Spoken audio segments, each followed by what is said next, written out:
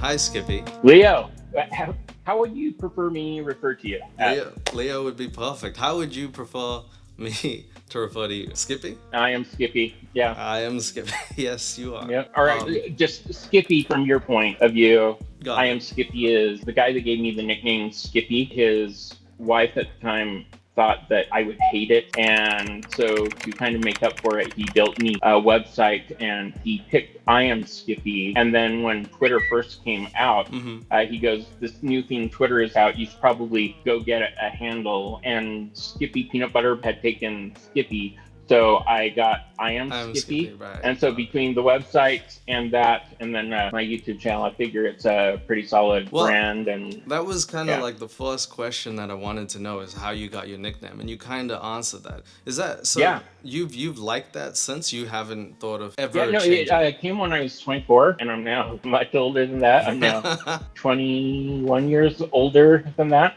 Something like that. But do you remember the cereal mini wheats? Did you get those up there? No, we actually. Am I allowed to say where you are at ask? Yeah, absolutely, yeah. Okay, so you're in New Zealand, right? At the moment, I'm in New Zealand. I live between Australia and New Zealand, so. Okay, now and is that where you grew up? No, I grew up in South Africa. That's where I was born. Okay, so the question being, did you get frosted mini wheats? No, we didn't. Okay, do you know what they are then? No, I don't. I actually don't. Basically a wheat cereal that one half of it is wheat and the other half of it is wheat, but with frosting, right? And so I figure who I am as a person. Skippy is the frosted side. Right. And, okay. So you're saying you like, have like a sort of alter ego almost, or? There's a lot of people that have like a nom de plume kind of thing, like mine isn't quite as infrequently used as Mitt Romney's Pierre Delecto. And that's such a niche thing. You would have to know about American politics. And I know about Mitt Romney. I do know that much. Okay. Yeah. But just like, I'm like, who else has like a not? But mine isn't just a nom de plume. It's a full-fledged nickname. But like, for instance, family reunion, I don't go by Skippy. Right. So. Sure. Well, I mean, I just want to say, I also like the hair a lot. Do you have a man bun going? I have, I guess, man bun. It's okay. I decided growing my hair out during COVID. Yeah. Afterwards, I made a video. I cut it and gave hair to Locks, like a charity. A charity, yeah, a charity for kids. Oh, lovely. Because I'm definitely thinning in through here. I went in front of a mirror and held it up like this, and then kind of trimmed the sides, and so I appreciate you. I think it looks good. But okay, no, back to your nickname. If you had to change it, would you change it to something else? No, at this point, it's so difficult getting known and getting something that's easy to remember, right? And where I especially saw it like really quick. So the guy that gave me the nickname is a guy named Mitch English, and you can Google him. It's like the wacky weather guy that's on a bunch of things, right? Okay. He had been on a nationally syndicated morning show called The Daily Buzz here in the States, and Mitch he gave me the nickname, and then shortly thereafter, because Utah Film has like a lot of film companies that come through, a casting director had come through, and she goes, you ought to be thankful that he gave you the nickname Skippy, because how many Skippies can you think of? I know you're going to recognize this one. There's Skippy the bush kangaroo, right? Yeah, right. Which is popular in Australia, I guess, right? And then there's Skippy Peanut Butter, and then the person that I actually got the nickname about was Mitch told me on one of my first days interning with him. He said, "You remind me of the annoying next door neighbor type of guy." What's that guy's name from Family Ties? And there was the show in the 80s starring Michael J. Fox where the next door neighbor was Skippy, who was just this quirky, kind of, I guess, who I am in a lot of ways with dating, of like hopeful and optimistic, the really pretty girl, Mallory, but he kept getting shot down. He was Skippy. And so Mitch is like, "You remind me of Skippy, that kind of guy," right? I see. But she said to me, like, how many Skippies can you think of? Right. And, I could only think of those like 3 or 4. And she's like, you should probably be thankful with it. And then the side note, and I'll wrap this up, is that I go up to the Sundance Film Festival every year to meet celebrities, which is super fun. And when you go up there and you can give people a name that's kind of like memorable, fun and easy to read. Yes, yeah, I being see. memorable is the key to That's so many things. so So this is why you wanted to keep it. Well, I don't know if you knew this, but do you know Donald Glover? yeah, of course, Yeah, Childish and Gambino. Do you know how he got his name? Have I met? Yep, from Wu the Wu Tang Tang. Clan. Have Yeah, you tried that? I haven't done. Well, I probably did back in the day, but mine was really dumb. But no, Do you remember what it was? no.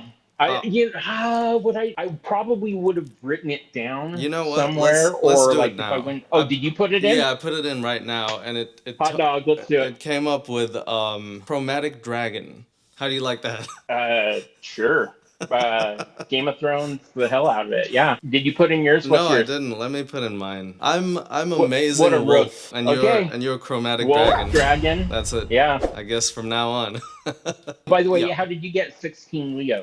Do you Your want to? people all know that, but Do you and know that? mind you, here's how much I know about you. Okay, Holly Beth, who is a friend of mine that has been a supporter for a while, and then some of your fans and some of my people. But like Holly Beth was the first person that's like, this big channel, 16leo wants to interview you. Right. Right. Right. I get anxiety over things like Of that. Of course. Yeah. Until I do I too. see it.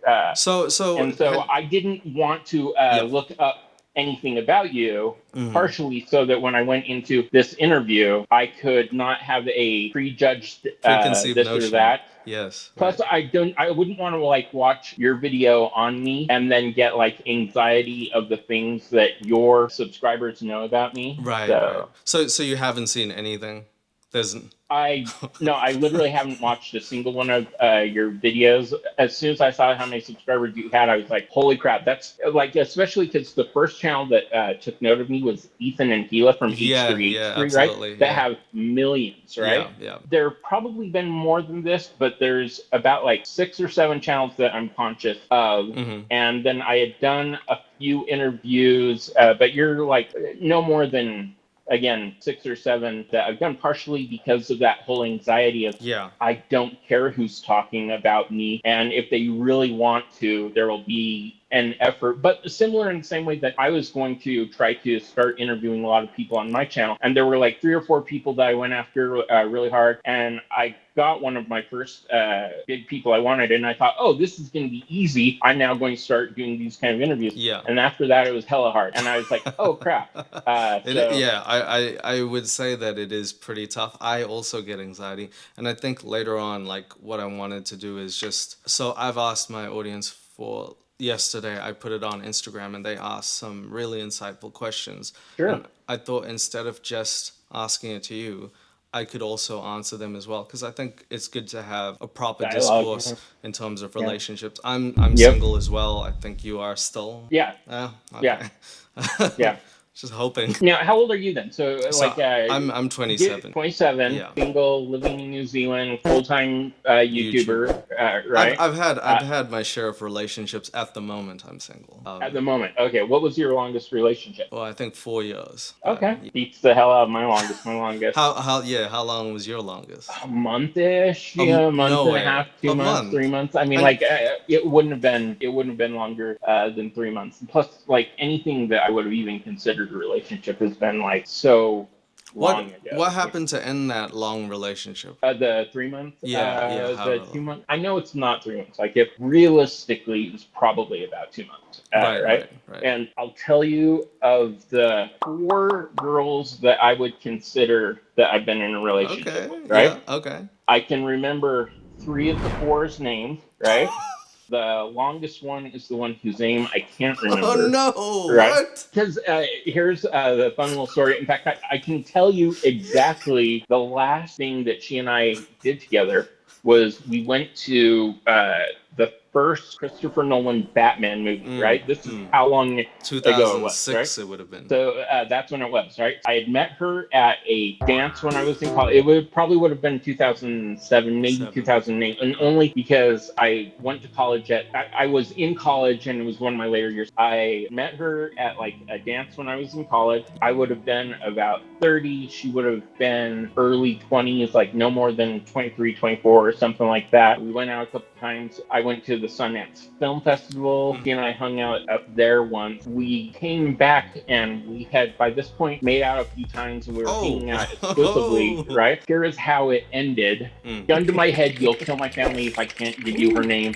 My family's dead, right? Really? Oh my gosh. I can't remember her name, but part of it was because I had said to myself, I'm going to see how serious this kind of, to see how much back and forth interest there is. My mom and my stepdad, myself, went up to a small family reunion in Yellowstone, and I'm like, I am not going to call her. Like, she knows that I'll be gone for like 3, maybe 4 days. Yep. But nothing more than that. Sure. I will see how long it takes her to reach out to me to say, how was your trip? Because I didn't want to be the guy that's like always calling and super neat, right? And she never called me back, and I never called her to ask, why didn't you ever call me back? Wow, and that was how it ended. That is the most gangster shit I've ever in my life. Oh my god. 2 months in, you're like, maybe if she calls me back. Just curious. I just didn't want to be like the overly always calling guy. So hey, I mean, I respect that. That is crazy. So you guys hadn't talked like ever after that? No, literally never seen the girl again. You know what? I gotta give it to you. Like, that's not desperation. That's you just being like, well, you lost out. I respect that. And it's kind of fun. It's kind of fine, you know. I mean, like, if you didn't know a name, it is. I mean, well, and that was also the remembering her name thing afterwards. Was I kind of was like, I am okay with forgetting if it was that unimportant in the general scheme of things. Yeah. Well, on the subject of like, just this is like so off topic, but like favorite movies, TV shows, music. I just wanted to get a gauge of what you like. My favorite band of all time is from Canada. BNL stands for Bare Naked Ladies. Oh, right. I haven't heard too much of that stuff. Their most famous song is 1 Week. This is. I just remember I saw one video. I forgot who you were taking out on a date, and in the middle of it, you said, "Oh, Chris Brown is coming to Utah," and it made me laugh. I don't know why that made me laugh. So I just the thought of Chris Brown going to Utah to like by people from Utah, and I didn't know he had like heaps of fans there. That was just the funniest. Post Malone lives somewhere. Yeah, no, but that makes a little more sense than Chris Brown. Yeah, no, true. I just remember seeing that and I laughed. So no, I had how random, first of all, you bring it up was, and then him even just like going to Utah today. So you wouldn't move to California if you could, because that would be. Oh yeah, I would. I lived in California for a little while. My first time ever trying marijuana. Was in California. Whereabouts in California were you? I was just off of Fairfax and Pico. I used to live in Burbank for a short time. In Burbank, okay. Yeah. I was like 2 miles away from the Hollywood Improv, right? It was so much fun because, again, my hobby meeting celebrities. I got to go. Well, that's why I asked, I had met a guy through sending a Facebook request to someone I thought was someone else, and he's like, I'm not that person, but we have the same name, and it looks like we have a couple friends in common. I'm like, oh, that's because of the Sundance Film Festival. And he's like, if you're ever out in California, come say hi. My like second weekend in California, he's like, hey, are you Skippy? I'm like, yeah. And he's like, I'm like, no way. And he goes, I work at Fox Studios. You want to come by sometime? And I'm like, sure. Literally, I showed up at Fox.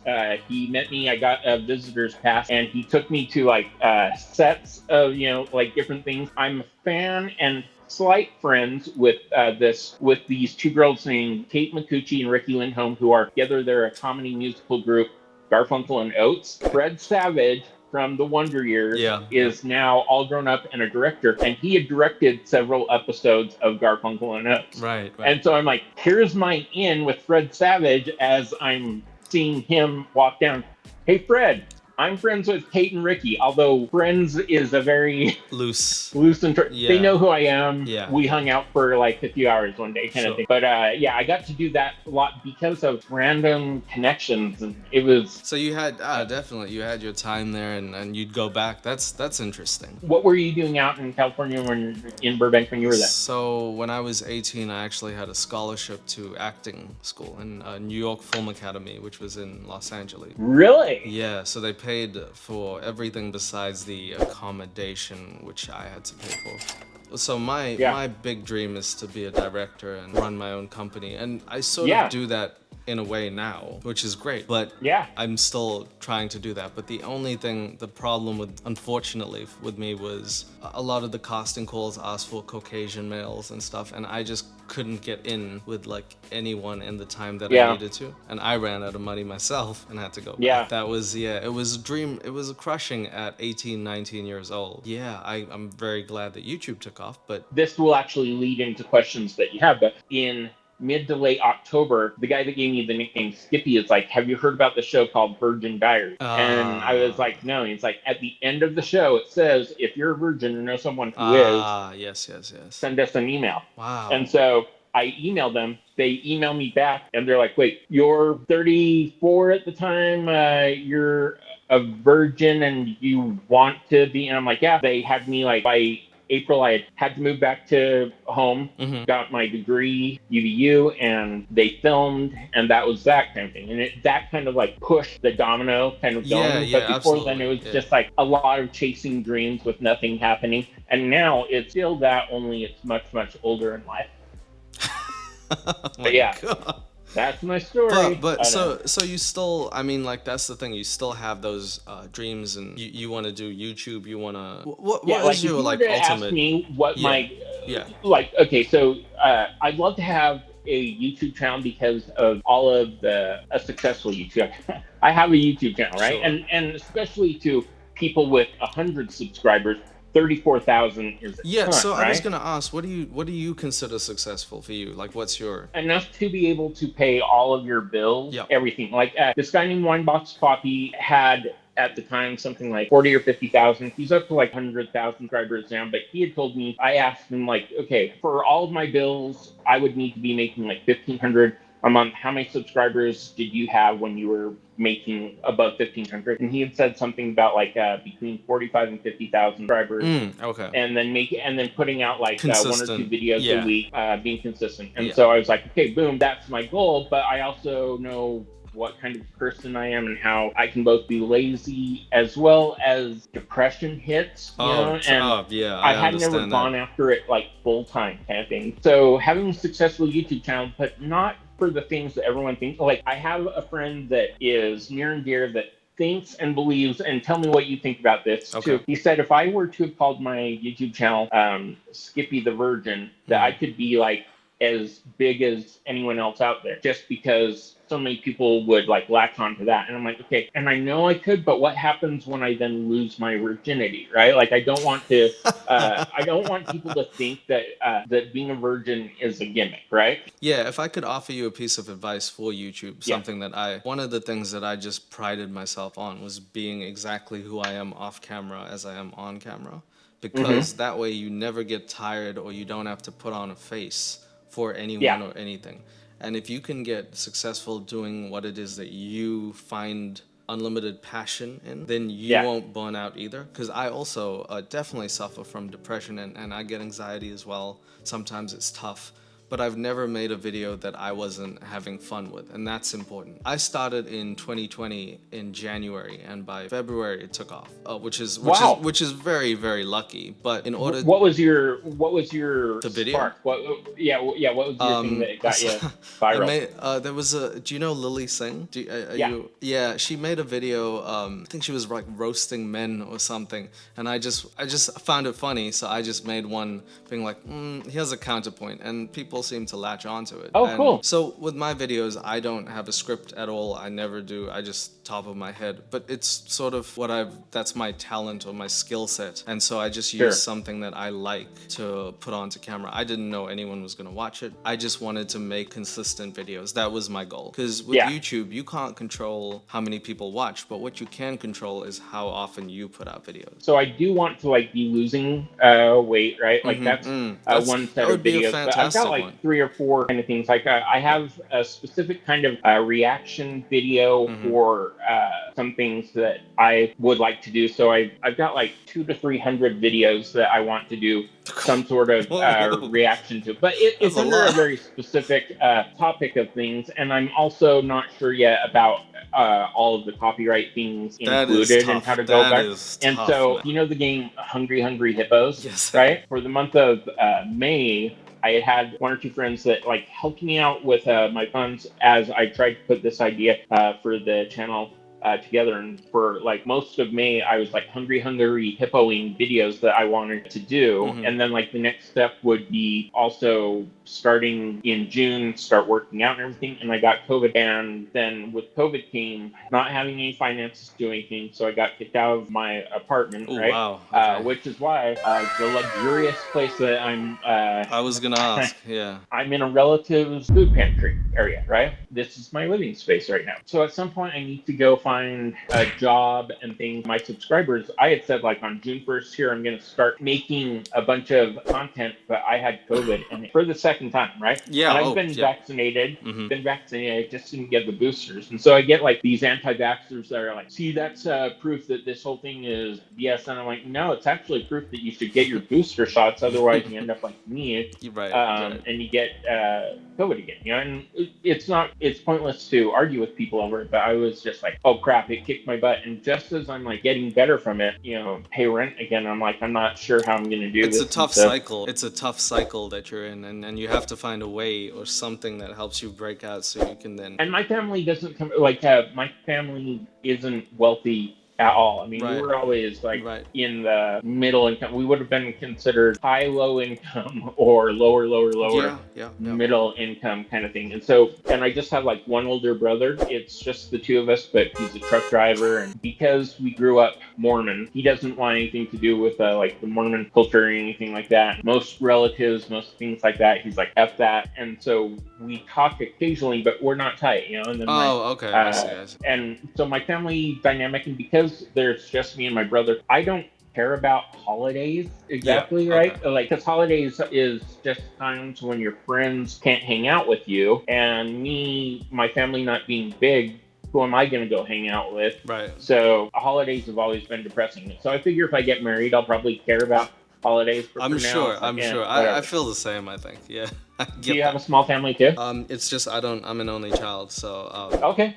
And my parents split up when I was 2. So, but I do have lots of cousins, and I try and see everyone, although they're quite spread out. Yeah. I just try and keep in contact with everyone. It's hard to gather everyone around, so sometimes you just have to be okay with just being alone, which is tough some days. But well, and that's also why I think that I am how I am with relationships too. You know, because it's like I wanted when I was a kid, my like vision board. Do you remember that thing called The Secret? You know, like I had a mental version of The Secret of what my life would be like, and this and this and this. And as I got older, and those things didn't come to fruition, and then reality set, but of my own fault, right? Like that's one of the things I get hit on the most in my comments is so many people like crap on me. You know, well-intentioned crapping, right? Of course, the guy doesn't take responsibility for anything that happens to him. It's like, no, I'm fully aware of so many of the things that I've done, and people are like, well, if you're aware of it, why don't you change things? And I'm like, that's like so much easier said than done,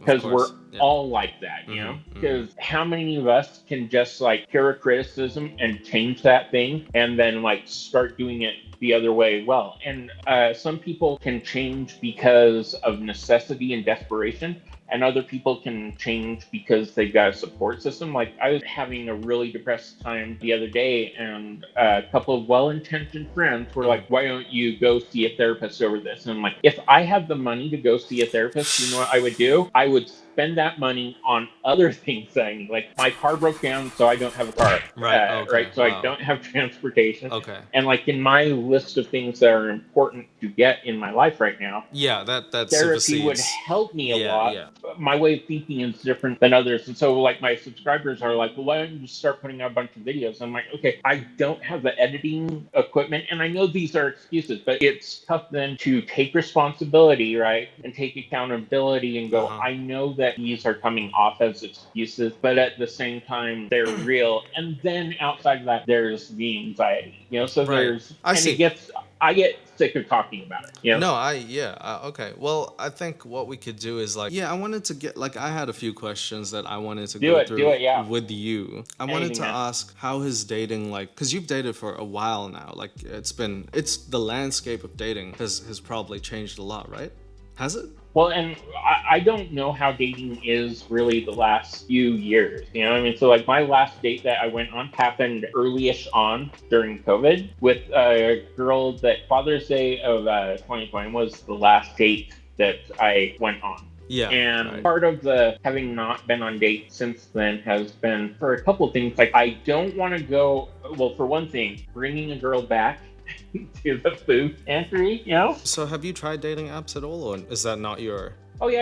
I have, but I like the having slowed down or stopped is I want to get my crap together. You know, I mean, like I want. Absolutely. I'll be honest with you. Yeah. If your YouTube channel, right, you've got 500,000 subscribers. If you have 5,000. So 5,000 of your people come subscribe to my channel and stay subscribed for like 2 or 3 months, it legitimately will change the trajectory of my channel, right? Well, you heard them, guys. Subscribe. Once I get like the videos and everything like that, and I can pay my bills, and then I have some stuff to build content around. But people will look at my videos and are like, "You're horrible on dates. Look at how you treat girls and stuff like that. This is awful." And at the same time, we want more date videos, right? Yeah. And part of me is like, "F you," you know, like what is what direction are you saying I should go in? And then people are very opinionated. Both will respond back with this. So if I treat girls like crap, right, don't do that to a girl, then I shouldn't be going on dates and I shouldn't be filming that, right?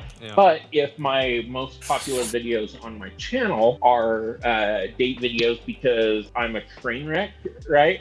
And we all want to see train crash, then you would want me to be doing those things. And I'm like, I am awkward and cringy, and for a while I really was going to try and lean into I'm the king of cringe. I thought, because I really do think that the video Skippy in Love, if you haven't seen it, and by the way, I don't make money off of the Skippy in Love because it has music on it, it's demonetized.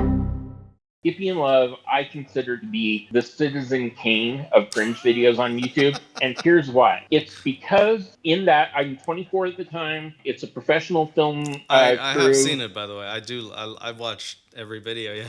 It's fantastic. Yeah.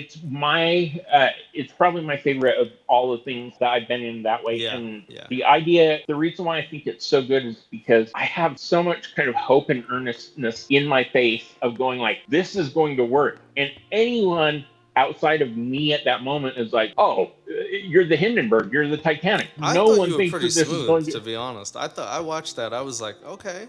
And it was only towards the end I was like, what? But it wasn't even you. I just didn't understand why it didn't go further. Well, she ended up marrying the guy that we had talked about, Corey. You know, I'm like, God. So Corey from our ward asked you out on a date. And she's like, yeah. I'm like, do you like him like that? She's like, I think I do. They were engaged before the show aired. Oh, right? Wow. I think that it's good because unlike some other videos, so many other videos, you don't feel like a jerk for laughing at me. Right? Because like when we see the like the Star Wars kid video and stuff like that, you kind of have to pause for a second and be like, am I laughing at a special needs person there, you know? Or like the guy didn't want to be known as like the Star Wars kid the rest of his life. And so no matter what he does, he can't stray from that. I'm completely fine with the Skippy in Love video. If that's how I am known the rest of my life, I'm good with that because I love how earnest I was, and I love where my intent was with the whole thing, and Rachel was great,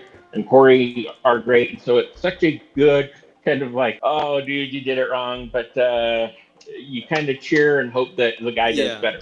Now, 20 years later, I'm still horrible with girls, that's on me, but still, that video, I think, is great, and so sometimes people will have the comment, is it an act? I'm like, no, I'm really that bad with girls. But then people are like, well, don't you want to do better? I'm like, I think I've kind of come to see you need to have your crap together. You know, I mean, like a girl doesn't just want a guy that's earnest and stuff. Like Corey had a career. You know, he was 30 when I was 24, and he had a career, and I was 24 at the time, hadn't been to college yet, and I think I was like managing a pizza place kind of thing. You know, so Rachel goes for the guy that's way better looking than me and that has a career, and I shouldn't be shocked when so many of the girls that I'm interested in looks and is like, well, you're not a real adult, so I'm in my 20s, 30s, 40s now.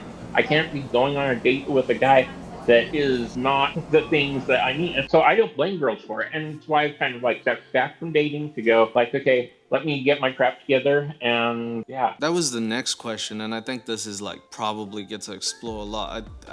It was the two things that I do with relationships is I try to ask, like, first I try to establish what are my real preferences in a partner, then I ask what are my green flags, and then what are my red flags. So if we can do that maybe with each other. Sure. And just, so first of all, what are your preferences? Like, what are you looking for ideally in a partner? Like both emotionally, physically, whatever. I don't know exactly what it is now because of having not thought a ton about it, because it used to be the same thing. I used to say this, and forgive me for it not being PC, I would say, I want a girl that's half my size and twice my cool. I want a girl that is like, that's petite and super awesome, you know? I remember the Virgin Diaries, you said that as well, and then you said something about like not like Bishop or something, and I was like, what does that mean? Oh, I used to have the email address Bishop I am not gay. Is that what you're referring to? I think so. You were like not like Bishop though, and then I was like, oh, damn, I don't know who Bishop is. But I used to have the email address Bishop I am not gay because people. One time, it was actually as I knew Rachel from the Skippy and Love video.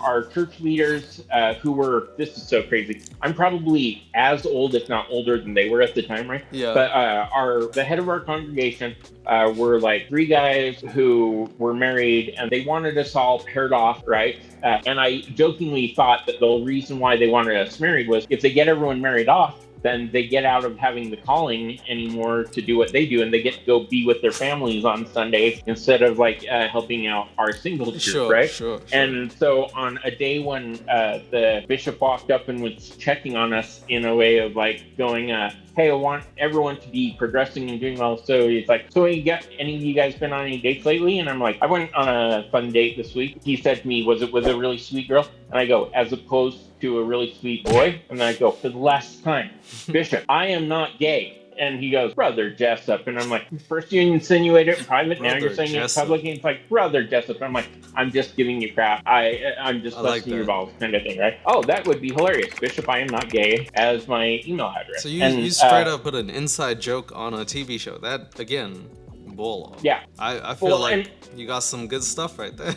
I think it's understandable when you're Mormon and you're in your 20s, 30s, have the kind of cheeky conversations of why you're doing it, you know? And like, sometimes people are like, now everyone's going to judge Mormons based upon you. And I'm like, okay, unless you are, and I always suggest it, I'm like, unless you're 45 and jobless and have been on a reality TV show and have a YouTube channel, I do not represent you. I only represent my very, very specific demographic of people. Otherwise, everyone should know that like not all Mormons are like me. And even then, I haven't been actively going to church for years, but part of that is because I didn't want to go to church and get in arguments at church with people that had like MAGA bumper stickers, you know, and then would walk into the church and be like, oh, brother, we can't talk about this. And I need to go back to church, and I know there's things I need to work on as a person, but oh boy, it's tough. Who do I want? What kind of things am I going back to your question? Yes, like, back to let's get back to that. But who I want and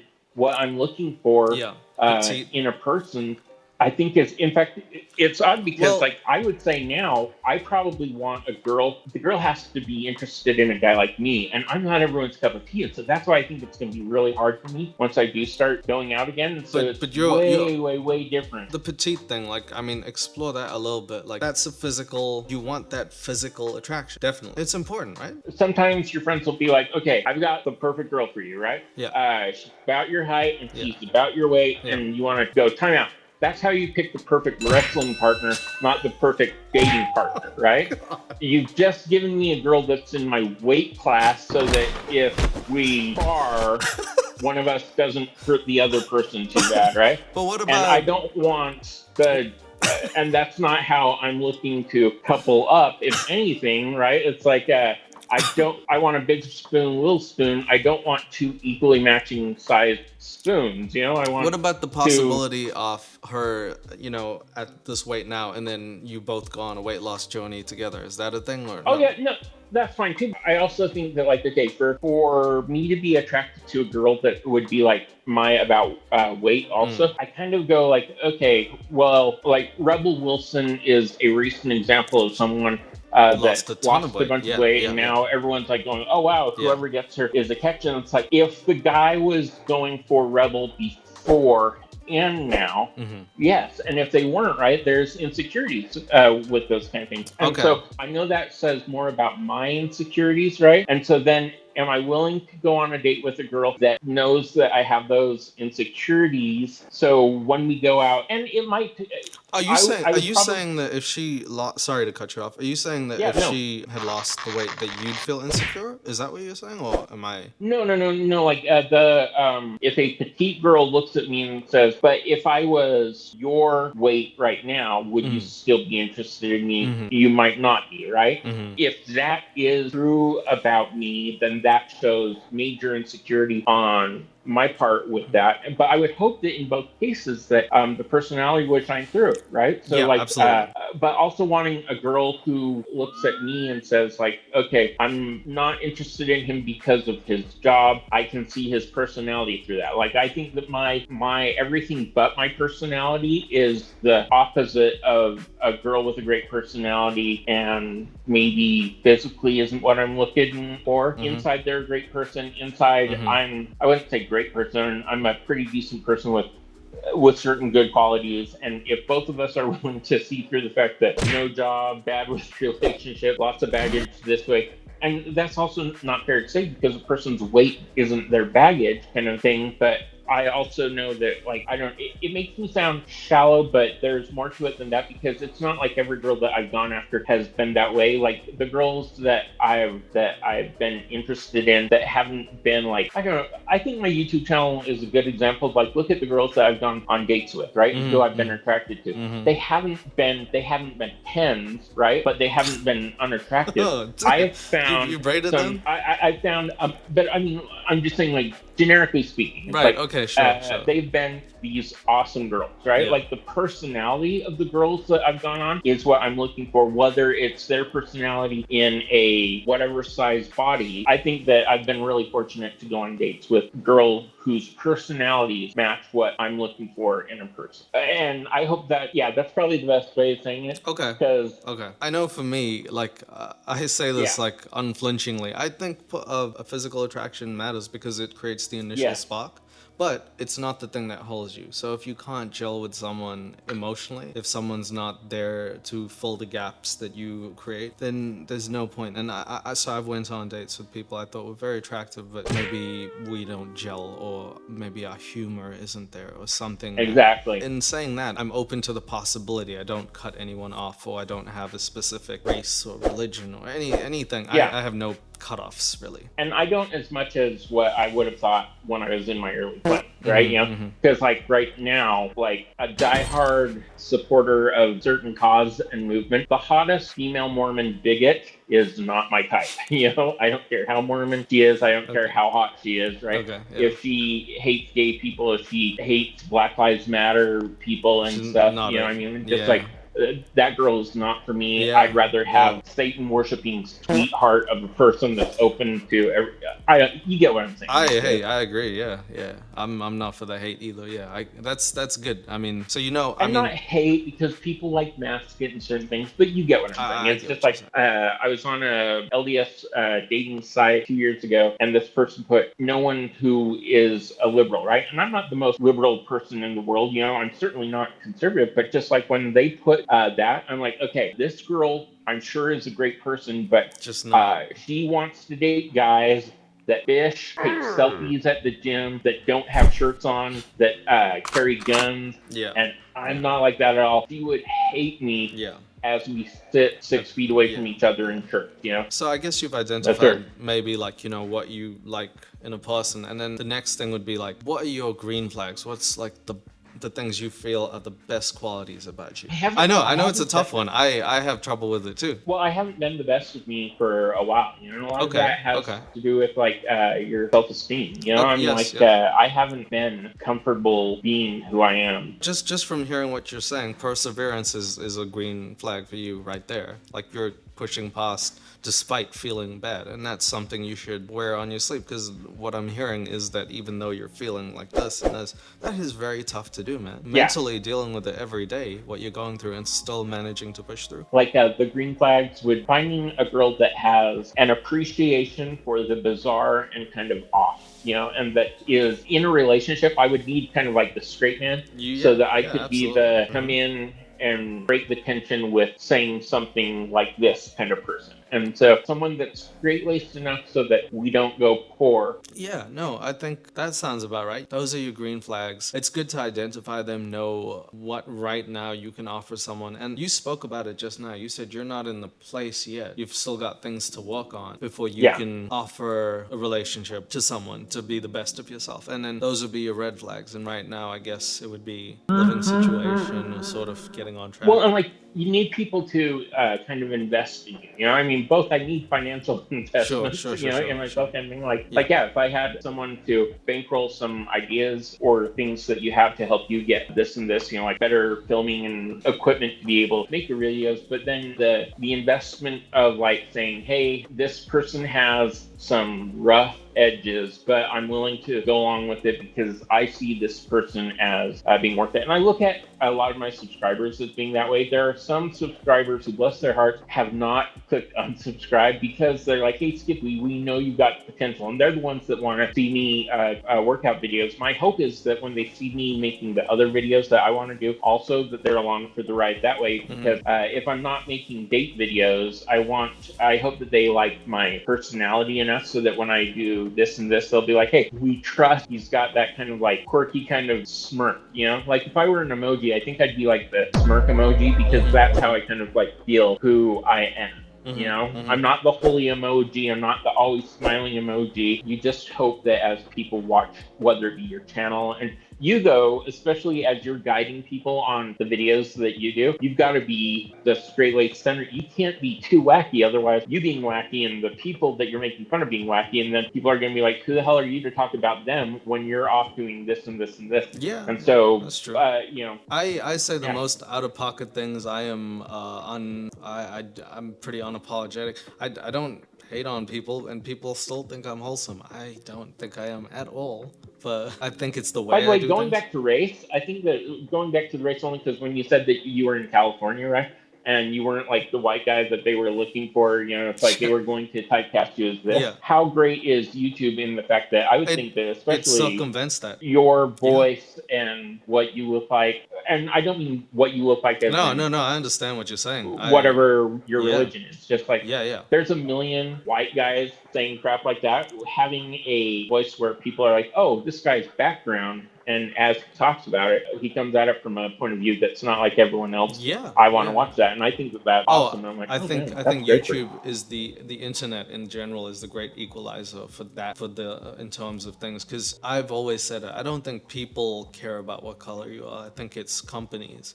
And it's clear because a lot of people on YouTube are different colors, different races, different religions. Yeah. And people watch them all the same, and I don't think that's an issue. So I'm really glad. And great point that you brought up. That's exactly how I feel. And I think my fans are from everywhere. I think most of them are from the States as well anyway. So okay, so I guess now we can move on to maybe see what some of the fans asked. We could both answer them like together or something. And if you have a question for me, you can ask, like, I think it would be cool to ask each other about relationship questions or something. Sure. The Unstable Nerd asked, do you have any regrets from seeing your past videos? A lot. I've heard others say, right? That you wouldn't be in a better place had you made choices that were better, right? Than you are now. Like in any video, which is the one thing, like one instance? Do you have one specific one? I'm trying to think of one that I'm like, ooh, that was a tough one. If I seem mean spirit. And so the first video that comes to mind is where I called a girl that I was going to go on a date with to a concert, but she fell asleep. I called her the B word as I'm talking to her over the phone, right? I regret that. Is it on a video? Yeah, okay. And I regret that because there's part of me that thinks like would justify it of being like, that's you being snarky, but I also realized how that probably comes off as the context, mean-spirited also. Yeah. And what I was trying to express was like, oh crap, I'm so tough for when someone says that they will do something, the disappointment of it then not happening, that wasn't her fault, right? And like, she did fall asleep. There was no ill will in that way. Yeah. And I don't know. I don't think I call people names or anything in any of my other videos. Nah, I don't think so. I can be cringe in things, so I don't regret You that don't regret because that? I am a cringy person. Well, I mean, like, what would you think The one how moment, do you think I would have answered that? Yeah. No, the one moment for me that I would have been sweating with was, I think, in Date of the Mormons. That was Tracy. Tracy, and yep. and it was at the end when you found her With Dave. yeah, and I think when I was watching that, I was sweating because if I would be in that situation, wow, that you found her.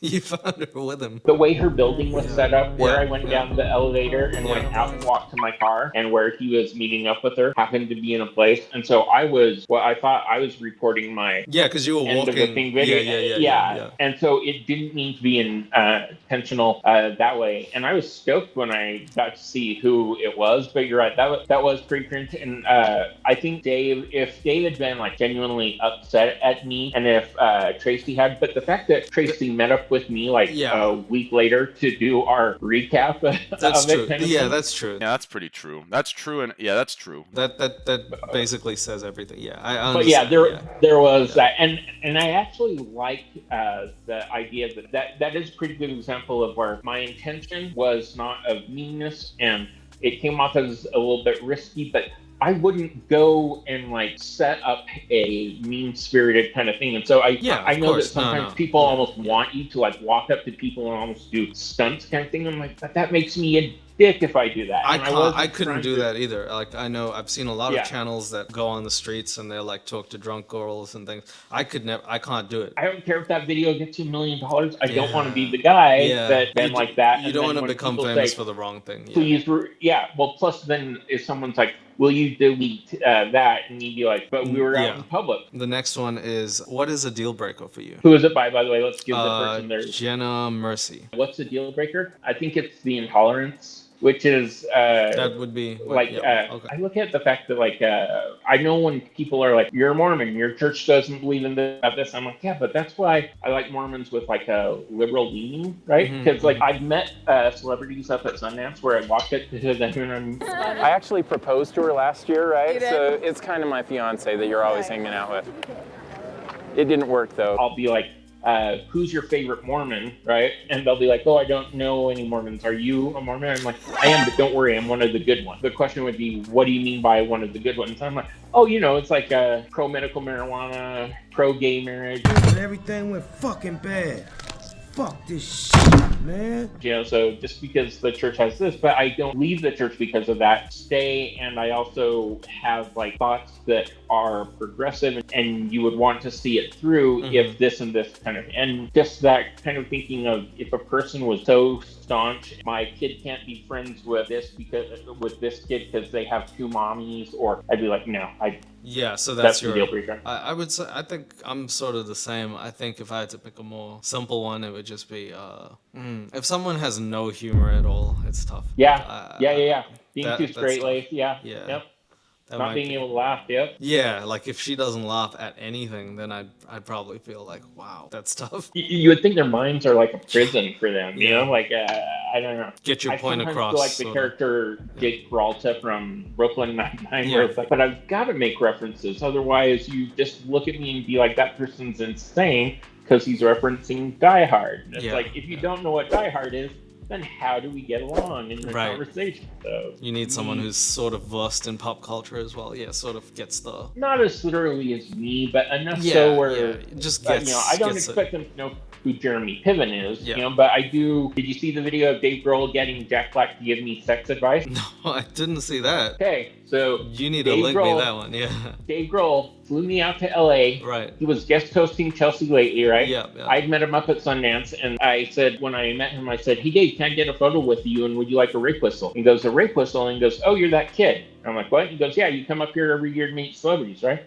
I'm like, yeah, how'd you know? And he goes, oh, I've seen some of your videos. And I was like, bull crap. And then a week after Sundance, I get an email that says, Hi, Skippy. My name is Caitlin from the Chelsea Lately Show. As you probably know, Dave Grohl is guest hosting on next week, and he wants you to be a part of one of the shows. Are you free? And I thought I was being like punked, right? Yeah. It was true. They flew me out there, right? They put me in a chair next to Chewy, which is Chelsea's sidekick, and I got to be Dave's Chewy for the day. When they introduced me to people, Dave was like, this is Skippy. I met him up at Sundance, and he's going to be like my Chewy for the day. They bring out Tenacious D, right? Halfway through the interview, Dave points to me and says, I want to read to you from Skippy's website. It says, I get told I look like Philip Seymour Hoffman, Andy Richter, and sometimes Jack Black. And Jack's like, yeah, I can kind of see it. And then we got to have the little conversation. But in that moment, if someone were to stop and say, who's Andy Richter, who's Jack Black, Philip Seymour Hoffman, and it's like, oh, I can't spend a half hour talking to you about that. Let's just get to the end. So as I was preparing to go out, I'm like, I have some friends that live in LA. Can I get them in? I wanted my people, I wanted to have some people there. Right. They said yes. So they're sitting in the audience along with 350 strangers. And one of the coolest things, if not the coolest thing that ever happened to me, is even before they start filming, they bring people out onto stage. And I'm like, so do I just slip out there? And they're like, no, we're going to introduce you. So they bring out Chewy. And then before Dave,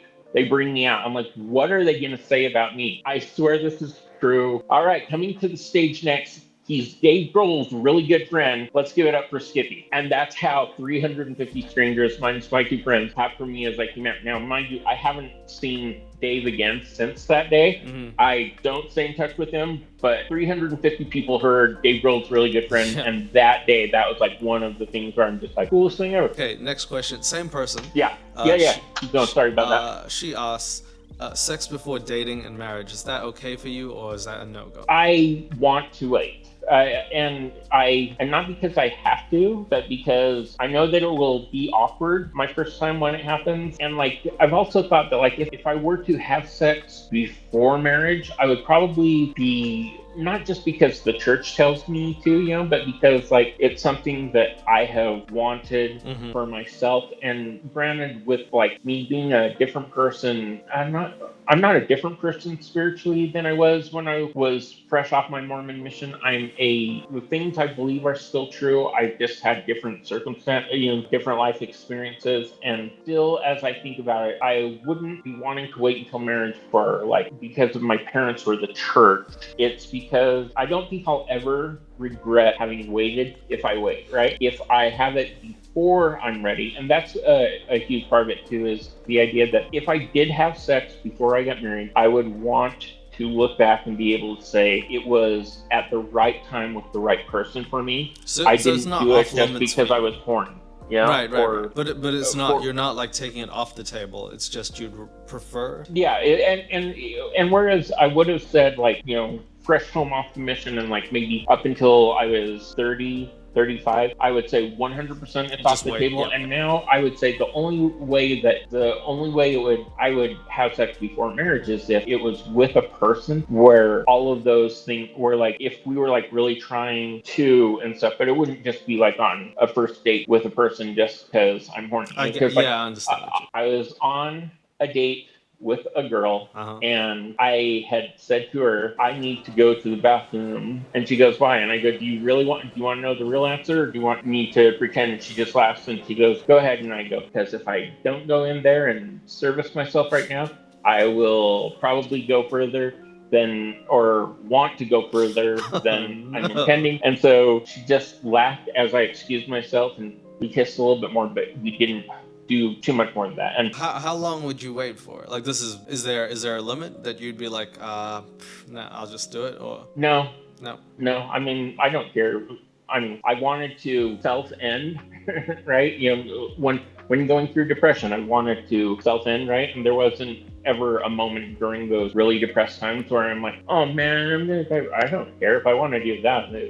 My being a virgin has nothing to do with it. XXA Spencer 6 asks, why don't you hire a sex worker? I think you've answered this before, but I just want... Well, no, because I don't censor the answer to the question for a soundbite of it is because I'm not an incel. I'm not involuntarily celibate. I am voluntarily. So you're celibate. saying I'm you can waiting get because someone. I You think can, that would be okay. I wouldn't want to Skippy gets the pay for ladies. it. Yeah, no, I think I mean from what I can conceive, like you just value it as a very special act in something, and it would sort of devalue the. I mean, you waited so long anyway. It would be like, why do that? Don't get me wrong. I know it will be great, right? But it's like wanting for the relationship, and I think it would be different, and we'd be talking about it in a different way if I was in a relationship and was holding it off, and if it had been a deal breaker in a bunch of relationships of me wanting to wait, right? But in the scenario that you're talking about with like go get a sex worker and get it out of the way, it's like, okay, well that doesn't no, but you know what I'm saying, like I'm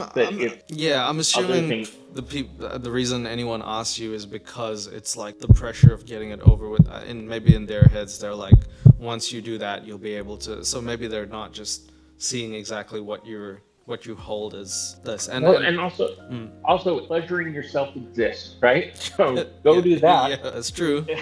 and I mean, and then stop thinking about it that yeah, day, you know? I guess also, like, you know, you were asking earlier, I can say just from personal experience, when context matters, and when you're in a relationship, if it's someone you care about, just this personal thing, I think it's a lot better and more meaningful anyway. So I understand. First and current celebrity crush, that's a good one. This is from Davey.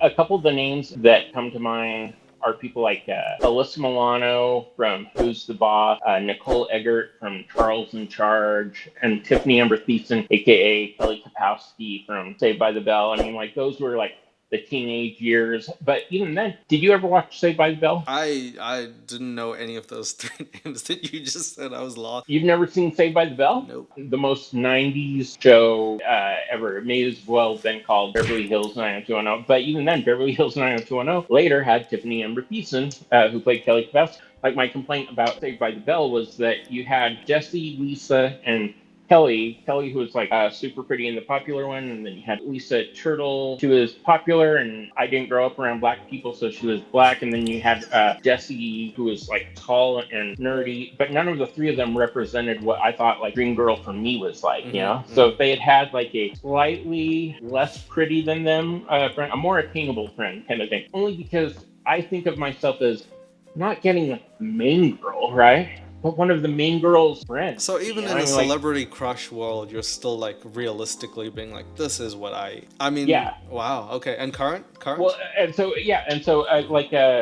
this is current / I've had this one for like 10-ish plus years now. There's an actress named Olivia Thirlby, right? Who was the best friend from the movie Juno. She was in Judge Dredd as like the sidekick there, but she's had a couple of films up at Sundance. Her personality in real life, I'll send you this photo so that you can insert it, but I have a photo of her kissing me on the cheek, and I was so stoked about it because her personality when we met was just like, I want every girl to be as cool as you are. But Olivia Thirlby, and she's petite and pretty, but even then, I should say that like in real life, like the kind of girls that I feel that, and this is why like when I think of the kind of girl I like, I know it's not just one exact type, because like Olivia Thirlby is not who I picture in a most want you physically kind of way. Her personality just kicks so much ass. Okay, you know, okay, she's so cool with me. I see. But the times that we met, right? Yeah. And girls that I know in real life that I can get, you know? Yeah. There's the ones you want, the ones that you can get kind of thing. And sometimes the two fall hand in hand kind of on dates, right? And so I can't really get the girls that I've gone on dates with, but they're definitely the kind of girls that I wish that I could get, right? And then there's the girls that I know that I can get. And can get such a weird way of saying it, but like, I know what you mean. I get what you're saying. Yeah, there's a type that you know will like you back kind of thing, you know, and you also have to have a little bit of thought of like, oh, if I may want this girl, but this girl would make out with me kind of thing versus, but I would never, even if she wanted to, you know, and then you're getting into such shallow terms, because I will say that there are curvy girls that like me and that I like them back, but that are a really fun combination of curvy and petite, but not, I don't know, it's weird to say, but Olivia Thirlby, although she's not my physically perfect girl. She's my crush because of how awesome she is. You know what? I've been thinking of one. I do not have one. Really? Okay, so Claymore2112 asks, do you think a girlfriend will make you happy? No, similar to the question of like what it takes to be successful. Like if being a doctor or a lawyer, becoming one of them was what it took to become happy, then only doctors and lawyers would be happy people, right? Similarly, like being in a relationship were what it took to be happy, then there wouldn't be happy single people out there. And in fact, I think all the time, especially as I've gone times when I've been depressed, I would so much rather be single, depressed than having a wife and kids and being depressed. Oh man, and what a going situation that would be. Like, Yeah, so yeah. It does. I will say the element of like there's a loneliness factor, right, where you just kind of get, especially the older I get, I was like, oh man, I have family members. I was gonna ask that have had like health problems, and if I get to that point and I have no one, like I don't have a wife or kids there, what do I do when I look around and I'm like, no, my family aren't here because I never had a family? But at the same time, that doesn't matter that much when you think of like, well, gay people that never adopted and had a kid, have very happy lives and they don't have kids in that way, kind of thing. Would you want to have kids? Yeah, I mean, like, I'm more realistic about it now than when I was younger, but I've had, like, my kids' names picked out since I was, like, 14, 16 years old, Would you... 4 girls and a boy. Oh my gosh, 5. Yeah. Wow, that's a big family. I have...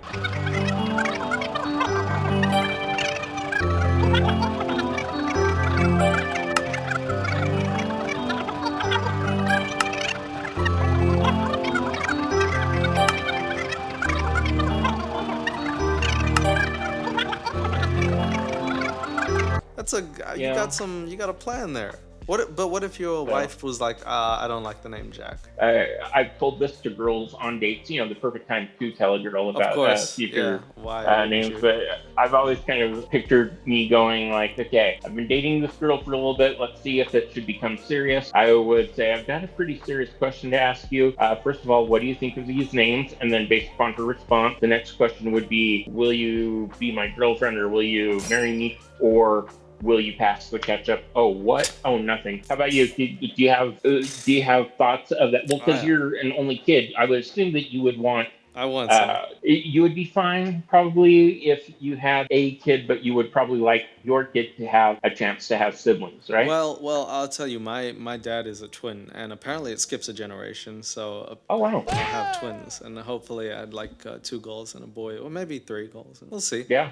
But I can't control that, and that's fine. Whatever happens, I will be absolutely okay with it. I got to that point also where when people would ask that question, I'd be like, say something snarky like, well, as far as I know, it takes 2 people to have a kid, right? So let's ask her whenever that. In fact, that's the answer to a lot of these questions if we're being serious. Of the asking me about this, but what I should have been saying to all of these questions is, but there's another person who has to say in this too. This is a best case scenario if I could snap my fingers. But I don't have names picked out or anything. I haven't gotten to that. I think I would like to find a partner and just spend time with them first, see how things are, hopefully move in, blah, blah, and then think of names. That part I haven't. You're not a George Foreman it and have like 6 kids all named Leo? No. You know that George Foreman really did that, right? What, are they all called George Foreman? George Foreman has daughters named George Foreman.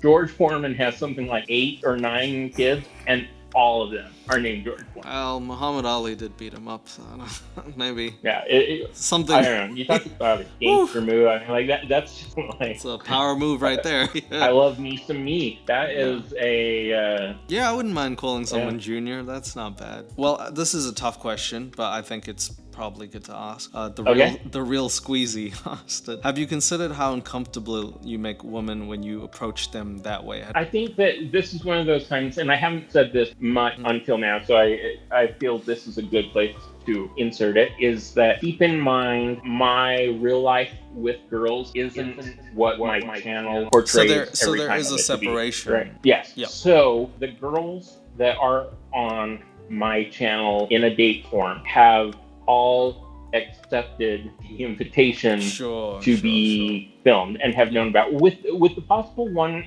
exception of a girl that so far she was so far out of my league. Like I look at her as like she was my college version of taking out a Kardashian. I was filming when she got into the car, but I insist that if she had and she kind of did say like, oh, I don't want to be filmed at first, but I also know that I think I've seen that video. Was that a video that you put up on the channel? Yeah, I believe yeah, I've seen it. Yeah. It's one of my like, and she and I go out to one of my favorite places to eat. And Vincent D'Onofrio, the actor, his sister had a restaurant called Rib City in a place that was like 10 minutes away, and so I took her to that place, and I was so excited to take her there. But when there was the first break of filming in between, I know for a fact that I had said, hey, if it really is a big deal to you and you don't want to, we won't, right? Because obviously the camera was pointed at her the entire time, right? And if someone is doing something that I don't want to do, right, I would, and I really didn't want to, I would destroy it or make it bad, or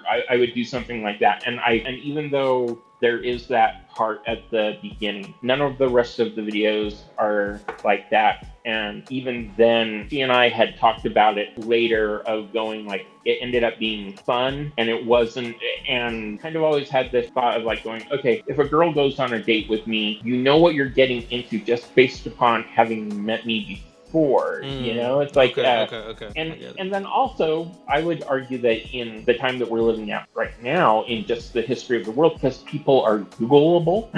You know, and you're like, if you go on a date with a person that you can't Google and there's no information out there about the person, that should be a red flag to That's people. true. That's true. If nothing comes up. And with me, too much kind of comes up, right? So if a girl is willing to get to me, and it has been that way for a long time. But you don't film every date and stuff. It's just... No. When a girl has... There was one girl, I took down the video, right? Even though she knew that I was recording, I went to her house. I talked to her and her family. They knew I was recording. I told them all about it and how I'd been on a show when I was 24 and that kind of thing. And the entire time we were out, we filmed. It went up. And then after I became popular, the video was up. And I think I ended up taking it down when the video was at like 20 or 30,000 views, right? But her husband got uncomfortable. And then she said, oh, you never got my permission to put it up. And I'm like, what do you think the video camera was that we were talking into the entire time, right? After like a week or two of there seeming to be like tension, I was like, you know what? I'd rather take down the whole video. And if someone were to come now to me and say, take down the videos I have, it's like decades, you know, like, oh, we're talking multiple decades that some of them have been up. Like, okay, maybe now isn't the best time to, but yeah, I think, but the short answer of what she's saying is just that a girl knows what she's getting into. And do I regret if I went up to the person in that way? It's like, I don't walk up to people with cameras as I'm meeting them and go straight from there onto the date. There's some form of me, and it's kind of how you weed out a person from looking at you and hating you the entire time, you know? Otherwise, like, yeah, I probably could get girls to go on dates with me if I said, here, I'll pay for you, you know, like, let me give you money to go on a date and I can film it, and then I would just be as awkward as possible with it. You know, this is me not being awkward, or not, this is me not trying to be overly. Since you've had your channel, have you noticed yourself having a different reaction from girls with the channel as opposed to before you had the channel? No, not really. To be honest, no. I think like the only thing I've had is like some fans approach me, but I've never, every time I've went on a date, it's been the same normal thing. Have you had fans send hit on you that way? We're getting into spicy questions. Well, no, I think we're at that point where just that question there. No. I think, look, I'll answer this in a pragmatic way. Because I'm single, and anyone who's over the age and consenting, usually I walk a lot, so I don't entertain as, I think when I first started, I was a lot more risky. Drunk Justin asked me the same thing. He said, would you date your fans? Would you do this? I said, look, if someone likes what I do, I would like that. I'd like them to be a fan. But what did he say to the question, by the way? Oh, he sleeps with anyone. He would sleep with anything that has a pulse. So, but I said, look, if you're consenting and overage, I don't mind. As long as there's no trouble, I'm fine. I'm not one of those people who is a drama type person. So as long as we don't have any discourse, let's go. right. If I'm dating someone, then I'm absolutely off limits. I'm taken. I don't want to hear from this or that. I'm very faithful. I don't do any of that Well, stuff. and plus, where you live, it's so difficult to actually meet up with the person. I mean, like that's just the travel to get to you. Yeah, so most And of the people that I've dated are like, they don't even know what I do until I'm like, oh, this is what I do. yeah, So it's exactly. like, oh, okay. Yeah, no, people send some stuff. Well, I didn't mean to, and I didn't mean for that to be No, too spicy. It's just Go like, ahead. No, I'd like this. I need the spicy from you, Skippy. Come on. there you go. George C066 asks, I'd like to know how he perceives people's videos on him. Like, does he view them as helpful? Very, very rare. That I don't know that I've watched from beginning to end anyone's video on it. There's an actor named John Goodman who was in Roseanne and who was in. No, I know John Anyways, Goodman. Yeah. John Goodman, I haven't met him up at Sundance, and I'm pissed because I heard he hates watching himself on film, right? When I heard that, I said to like a paparazzi and a fan, I'm like, you mean he didn't go in, he walked the red carpet going in, but then while the entire movie was going on, he was standing outside chilling with you guys? I asked this in front of also a security guy. And the security guy jumped in because he's like, I talked to the guy for 30 minutes about he has a house and blah, blah, blah, and we've both been to this bar.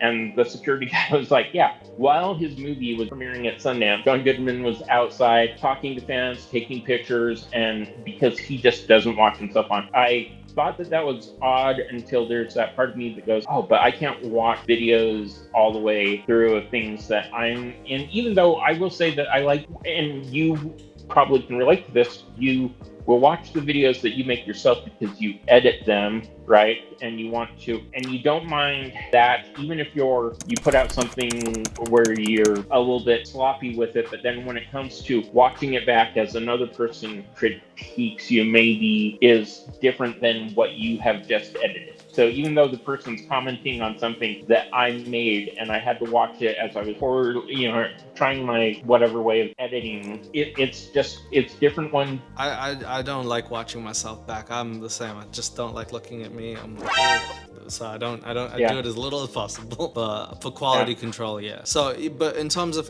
like, say, other channels were talking about you like H3 or something, or Fresh and Fit and stuff. Did you take any, like some of the stuff they said, was it like helpful to you? When I was on both of them, I enjoyed that because then I wasn't looking at it from the point of view of them. Yeah, you were on, like, you were right there. Yeah. Yeah.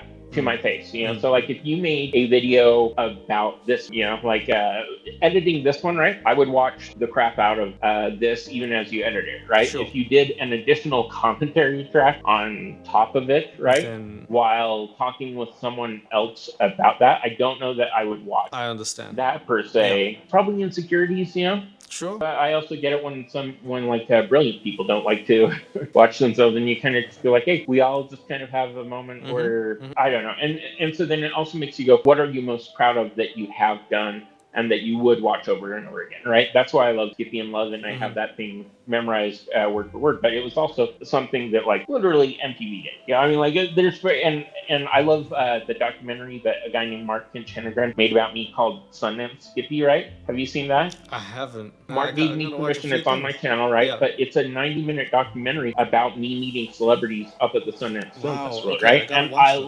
love it. I loved it so much. I loved that year. I met James Gandolfini, Tony Soprano, and James seemed to really like me, in my interactions with celebrities. And I watched that back and watched it with people because to me that is fun and it was part of the living. And I'll watch all day long the Chelsea Lately, the Dave with Dave Grohl kind of thing. But then you add the element of people being able to pause the moment and then give a little bit of.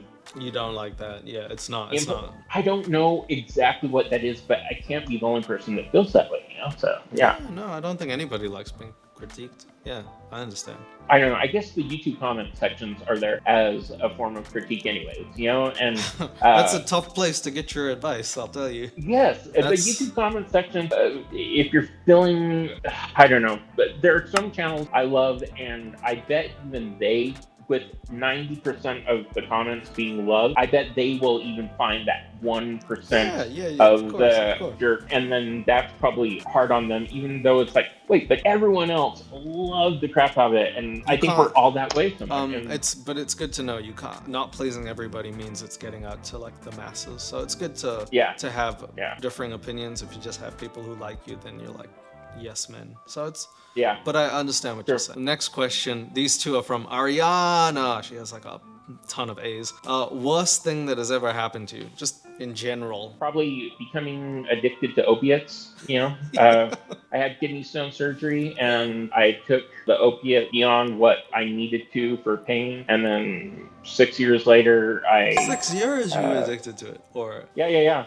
I said before that, like, if opiates were as easy to buy over the counter as, say, vitamin C is, I would still be on them, because I mean, like, but at the same time, I know whenever I would think that, like, oh crap, I'm 30 and I'm living in mom's basement, I would pop a pain pill, and that's how I got through that feeling of depression. And it would have been so much better to have dealt with the depression of it than to have gone through that. So I regret it, but at the same time, You just went cold turkey. Like, did the supply run out or something, or? No, couldn't afford it. It was couldn't afford it. Supply ran out. Had to come clean to my doctor.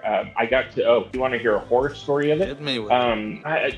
This is just weird. Anti-diarrhea pills have a sliver of the same thing that is in opiates, right? So if you want to get the buzz that you get from an opiate, you have to take a lot of anti-diarrhea pills. Right. Anti-diarrhea pills. Yeah. And when I was taking 200 anti-diarrhea pills in one day, no way. To be able that's no way. Because a bottle of 200 anti-diarrhea pills, the generic version of them from Walmart, was something like $10, which is what I was paying for. Like when I got a 10 milligram, which would be a high amount to pay.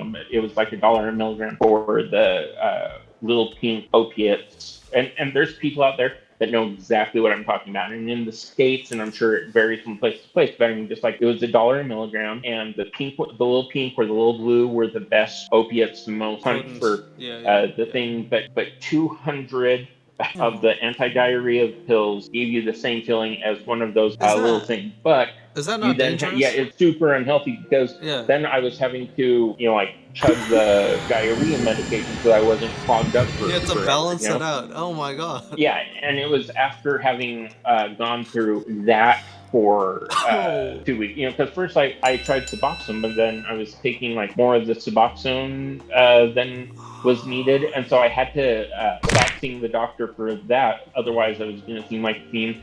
And I had heard from people that, like, the step after opiates is, I never wanted to do that. And so I tried doing cold turkey, but like a day into doing cold turkey, I read up about and heard the anti-diarrhea pills. But then I got addicted to that after like a week. And anyways, and so after that, that's when I tried to self-end. And shortly after that, and what helped me eventually was I started taking Kratom. And this is just like a whole other rabbit, because there's some people that think that Kratom is worse for you and all these things, but Kratom actually got me through. And Kratom is something that you buy at like smoke shops, and it's like, I found it, and I still take Kratom, and it's not like the healthiest thing in the world for you as being not on Kratom or whatever, but it's also nowhere near as expensive as what I was paying. And it's, I don't know, people can say their judgmental stuff. It's what got me, but you know what I mean. Like, there's, damn. And as soon as you talk about it a little bit, it can go a lot. I was really lucky. There's a specific kind of Kratom, MIT 45, which I took and helped get me through. And after having tried to self-end, like a week or two later, I found out about Kratom, and I tried this MIT 45, and for the first time in a while, I felt better, right?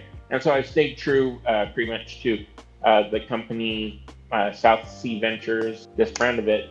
But then it's funny because sometimes people will hear MIT 45 and they'll think Mitt Romney for 45th president of the United States. I'm like, no, it's not. Never mind. Let's just not talk about it. But How? it got me through. And I'd like to, when you speak of regrets, That's it one. would be Yeah. not ever having gotten addicted to opiates. I mean, like, I way regret that stuff more than anything I've ever done on YouTube or Oh yeah, for sure. Yeah. or dating wise or anything like that. It's personal. But how long did you not, go to the bathroom for when you took those? I would have I got into a regular take handfuls and then chug the other thing. So it balanced it out instantly. Yeah, so I mean, like that, but Damn. and I knew that I was screwing things up. I couldn't go to a doctor to talk. Well, for one thing, that's the other thing about being poor, right? If you're a rich person and you have a doctor that is kind of a yes man, and that you know that you can always go to rehab and doctors have heard of this and none of that, right? But if you're a poor person and you're like going to Walmart for the purpose of doing this, and you're only taking it because you're too poor to afford this, which is why then people turn to harder drugs, because it's like, hey, it probably would have been easier on my body to have tried than to have tried 200 of these anti-diarrhea pills and stuff. But I mean, like, I don't know what the long term, but I know that I guess we'll see. I mean, like, I definitely screwed up my health and things like that. And I also wonder, when I went to trying a couple of years later, so when I was like 42, 43, somewhere in there, when I tried to get help for my depression and find out if I have more than ADHD, and then I was guinea pigged, tried some antipsychotic medication, stuff like that. I felt that the medications that I got during that time screwed me up way more than that anti-diarrhea stuff. Okay. Because there was a doctor that said, let's try you out on this and this, and I tried those things, and I felt like my mind was legitimately being warped for the worst, or maybe even the rest of my life. And I now, years later, go, oh, of all the things that I could go take back, it wouldn't be the anti-diarrhea things, it would be the medication that the real doctor gave me. I don't know, it's just weird. Damn. Okay, well, wow, that's crazy. I know, it is crazy. The next question is the complete. She asked another one, and I feel remiss if I don't answer this. Have you ever experienced a queef? Nope. All right, great, fantastic. Me neither. So the next question is probably the thing that I wanted to ask, and it was from Blinder.vdp. Have you ever found someone you're actually in love with, or I guess, have you ever really been in love? That's a good question, and I would answer it in that I have been in love. They haven't been in love with me a couple of times, right? There is this girl named Brittany that when I was probably 24, 25, to this day, one of the coolest girls I've ever met in my entire life. I used to call her Pretty Britty, for alliteration's sake. Sure. She was a straight-laced girl, but she got my personality, even though she wasn't, and so we probably wouldn't have worked. But I was so in love with how much I loved making her laugh, right? And it kind of set my bar for what I knew I wanted in a girl was. And when she got married to the guy, she found a guy seems like an accountant. And I looked at her and I was like, oh, but with her and I, so many times she would tell me that while we were talking, she laughed until it hurt. And so that then, when I had heard her say that, because I was laughing also as the conversations were happening, and we were just friends, right? Like, we met at a dance in Salt Lake. We both happened to be Mormon, but it wasn't because we were Mormon. She went on a female mission. She was a missionary kind of thing. And when she turned home, within 6 months of that, she had met a guy who seemed like an accountant, and the two of them got married. And on the card that I sent her for her wedding, I said, I hope you found someone that made you laugh until it hurts, kind of thing. There's no way in the world that guy does that, but I'm sure he's I don't know. I met the guy. He had a dry sense. They seem perfect for each other on paper, right? Yeah. But I was there. I knew how funny things were. But at the same time, no. I mean, she and I were not perfect for each other, but I was so in love with her personality that way, right? There's a girl named Connie, the girl that I would I would have thought that of all the girls she's the farthest I've ever gone with someone, and physically, and we were never boyfriend girlfriend because she was such a free spirit kind of person, and she also, we haven't talked for years because I misinterpreted something that was said, but we were, she was like such a good friend, but she also has so many guys that like her at the same time, you know, I mean, like 20 guys can like her at once, you know, and okay, so what's the difference, like, this is again personal, but like, what's the difference between really liking and loving someone for you? Well, and that was the thing. Like, I knew that I loved her, and that for me it was different. Where like I thought Pretty Pretty is just what I keep on calling. With her, I couldn't picture forever together, kind of thing, right? I could picture me wanting to spend the rest of my life laughing with her, right? So even though we weren't perfect for each other in that way, if I had had a better job and I was a little bit more of a straight-laced person, right? Maybe. But I'm also, I mean, like her parents were like a perfect looking couple, and she was a very sexy librarian, right? But not with like a what you think of the breakout, but underneath she takes off the glasses and lets her hair go.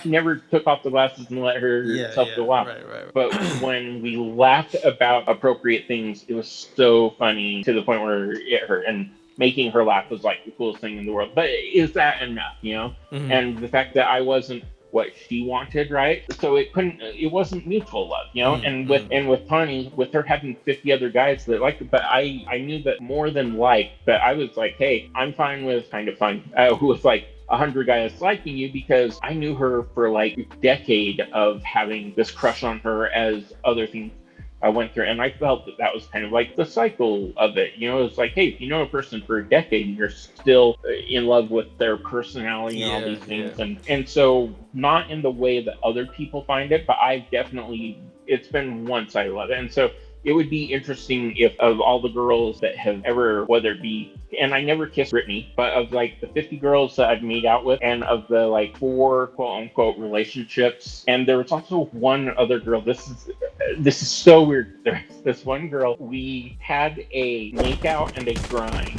that was so incredible that I thought, like, this turns into a relationship. This girl's the one, you know? Because we both had laughed at a bunch of the same things, but we went too far, and that threw it off for her. Too far. But was the grind, or was that? Yeah, well, because we were making out and grinding, right? And then I knew that she felt that was going too far, even though like we could both tell as we were grinding, like if we weren't Mormon, right, we would be. That is the best. Like, you should say that. You should, if you're on a date, you should say, if I was a Mormon, I would, and then. Well, yeah, I'm like there's, and I can't stand when people are like, but I've known Mormons that do this thing called what is it, like planking or something like that, where they think that like, okay, if this is the girl and this is the guy, right, they think it's okay to do this, right, as long as you're not wiggling it, right, just going in and then coming out, and that's okay. And I'm like, in what world is that not set? I mean, whoever taught them that, you know, female comedy group Garfunkel and Oates have a song about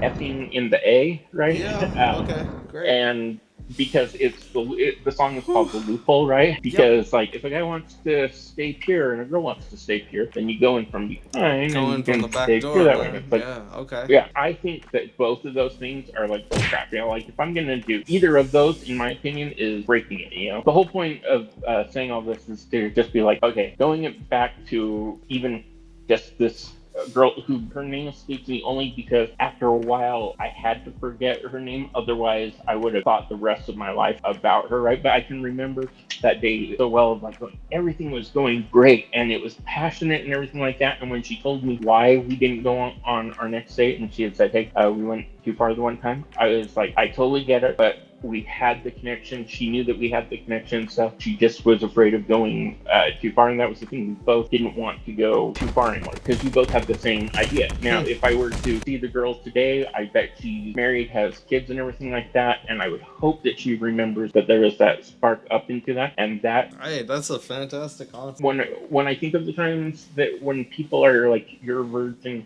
you're an incel, I'm like, no. I mean, like, you grinded on a lot of people. We both were good clowns. Getting right? down and dirty. Yeah.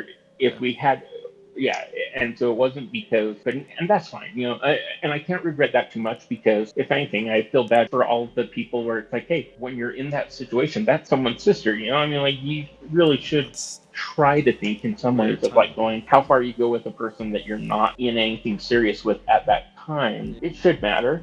Well, I I don't know. mean, that's the. So you've been in love. That was the. Yeah, I that feel was like my that was answer the. too. Have I been in love? Lovely, great. Have you been in love? Yeah, absolutely. Well, you had your 4-year relationship, right? That was the first one, actually. And yeah, when you're young, I think there's a difference between puppy love. So one of the things on my channel that I talk about that people seem to like is just my views on relationships and situations. I feel like when I was younger, I was definitely someone who had a lot to learn. And that girl wanted to marry me, and I couldn't because I was 18 and I wanted to see the world more before I could commit because I felt that if I did, I wasn't ready, then it would just end really badly. And Were you guys the same age? yeah. And what's she up to now? Like, do you No, know she's. where? I'm with all of my ex partners. I'm very close with. Mhm. So yeah, no, she's married, and I think it worked fantastically for both of us because Yeah, what I wanted to do was this, and now I do this, and I assume cool. what she wanted to do is that, and she's. So I'm happy, and I think the only time I'd been in love after that was the most recent thing, and because of circumstances, I think we were both very in love with each other. It was just because of circumstances it didn't work out, and it's been the most heartbreaking thing that I've dealt with. And I think the only way to move forward is to process it, to understand why it happened in the grand scheme of things, and how you can learn to live with yourself in order for that next person to be whole for the next person whenever they come. It's not an easy thing to do. Isn't relationships and working out so similar in that everyone has an opinion because we all have like a watching someone else do what they do, right? And there is no person or whatever, and it's a doing the best you can with what you have. And let's face it, some people are just less with certain things. In some ways, it's easier for them, and some ways not. And whether that be physically, as far as working out goes, or and I've thought about this long and hard, and tell me what you think about this, of that I would not want to be an attractive person for the reason, the best and the worst thing out there must be to be an attractive person at times for the reason that, especially a girl, an attractive female, being an attractive male, not tons of downside to it, right? But for being an attractive female, the catcalling, the comments, the thoughts, the dick pics, the like all of the crap that they go through, and having to prove themselves with their looks, and like they win the genetic lottery, or some work really hard at the gym to be able to maintain that. But how often an attractive person has pressure that a not attractive person doesn't know about is I wouldn't want to be an attractive female for the life of no matter how many doors it opens, kind of thing. The negative side. Interesting way of looking at that. it. Yeah, and true. It's to find someone who's worthwhile in a whole group of people who are just trying to do what you said. Absolutely, I can imagine it must be very, very tough. Yeah. Well, and that's why when we also find a less attractive guy and a really attractive girl, we compliment the guy for getting the girl like that, right? As a way to be someone. It's the SNL sketch, one of my favorite ones of all time, the Matt Shat sketch with Margot Robbie, right? Where if you haven't seen it, look up Matt Shat I've seen Margot it. Robbie. Yeah. It is so funny because finding a girl that's out of the league and where people are like, how did he get her? I always have this kind of like, there's this movie called Say Anything where John Cusack's character, I think the character's name is Lloyd Dobler. I could be wrong on that, but I'm pretty sure I'm right. At one point, he's with Ione Skye. She's asked later, why did she go out with Lloyd Dobler? Mm-hmm. And she talks about how there is this moment where as they're walking, there's a puddle. And even though she's like in the middle of talking something like that, he's still concerned about her, that he points out the puddle and gets her around it kind of thing, right? Because she meant that much to him. Whereas like someone self-absorbed wouldn't care and wouldn't be thinking of a person like that. And I'm like, oh, I want to be the Lloyd Dobler kind of thing, And I know that movies romanticize things, but I always had in my mind's eye of going like, okay, if I'm creative and I do these cute, fun things this way, then a person like me can get a girl that others wouldn't think that the person would be with. But as I'm constantly reminded in the comment section of YouTube, you have to be that kind of person to get that kind of person. Yeah, and I 100%. understand. Yeah. And I understand those things, Yeah. but I also love the the romance of the wanting and to try and it's also why I think some of the things I do on my dates are so that if there's something quirky about me that someone finds that they like, I know that that's like a true thing, because like if they can like me in spite of those other things, at the end of my date with Kaylee, I've got Skippy and Kaylee part 1 and 2. She's the girl that when I was out in Chicago taking acting lessons from Jeremy Piven's family, I'm out there, we go on a date, I split it up in 2 parts. At the end of the second part, I give her this like fun little grab bag of gifts, and in it were some fun, cute, funny things that I kind of thought, like, hey, if she thinks that that's fun and quirky enough and stuff like that, then I become her Lloyd Dobler. Right. And there's that.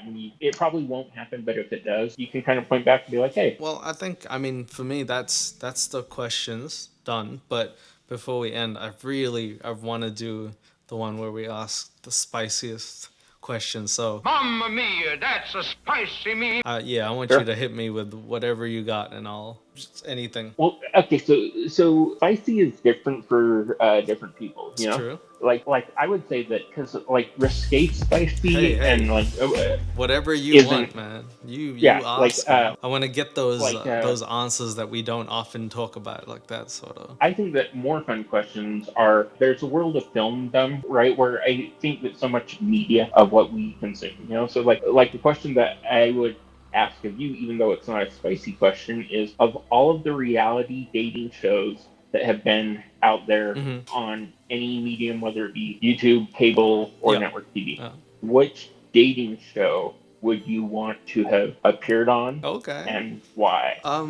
Easily. Love is Blind, I think. I think I usually, if I had to talk about how I win people over, I think my personality is pretty good. It's a good indication. And then after see someone, you get to choose whether you like them or not. I think Love is Blind is I do well on there, I think. Do you think that finding love on Love is Blind, would you go on there for the purpose of finding love on Love is Blind, or for the experience of seeing what the connection is like? Or I would go on for the experience, but I wouldn't cut off. I just think it's quite rare for a show like Love is Blind to pick like 10 people and be like, well, you guys should work out. It's not impossible, but the odds are pretty low of that actually sustaining a connection beyond the show. And also having the whole show, people film you and stuff, is quite a different experience to just meeting someone. So I wouldn't go there with that like intent to find love. Yeah. Well, and I would say my answer to that question would be, I would want to be the second or third to the last person of the bachelors going for the bachelorette, right? That way, I would want to go on knowing that I would make it to the top 3 or 4, right? That way, I can have been dragged there for whatever reason she wants to drag me along, but I would have gone on some like really crazy, fun, memorable dates, right? Like, I'm not going to be the lead person, because the lead person probably has abs. In fact, I would probably have to lose another 50 pounds before, maybe even 75 pounds before I'd even be considered to go on the show, kind of thing. But you get what I'm saying. But by being like the third to the last person, then your chances of getting selected as the one for the following season, right, go way up.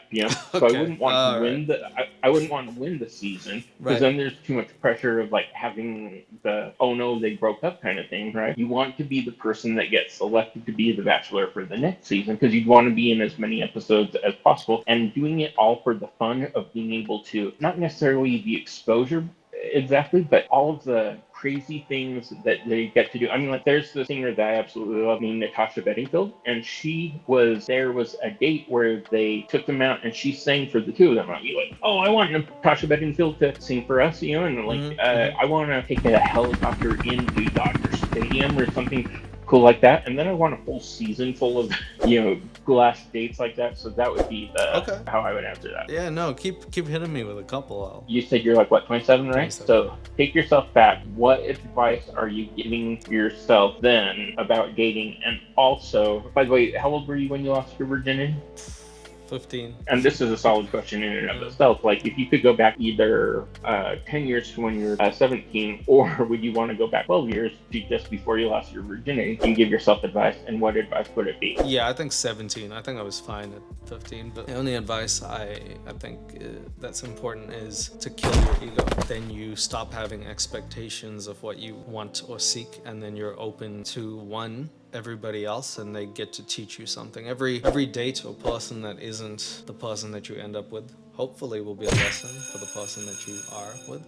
And as long as you can be self-reflective, you can learn and become a better version of yourself. Because truly speaking, like, I think when you find a partner, it would be when you're capable and very happy with yourself. Because ideally, you don't want to find a partner who you need to be dependent on, but can be dependent on, if that makes sense. And then at 18, I didn't know that. I think now I know that, and I'm reaching the stage where I'm financially independent, I'm emotionally independent. And once you can tick off all those boxes, I think you can truly be like, well, I am ready for something that's, if someone comes into my life, I won't be like, ooh, I don't. Well, so many teenagers and so many people when you're young, you think that the relationships then are what's going to define you for the rest of your life, or you think everything is make or break. And what you wish that you could tell, or I think what we wish we could tell ourselves is just that it's not that big of a deal, right? That the best thing that you can do as a teenager is just get through it. I'm shocked.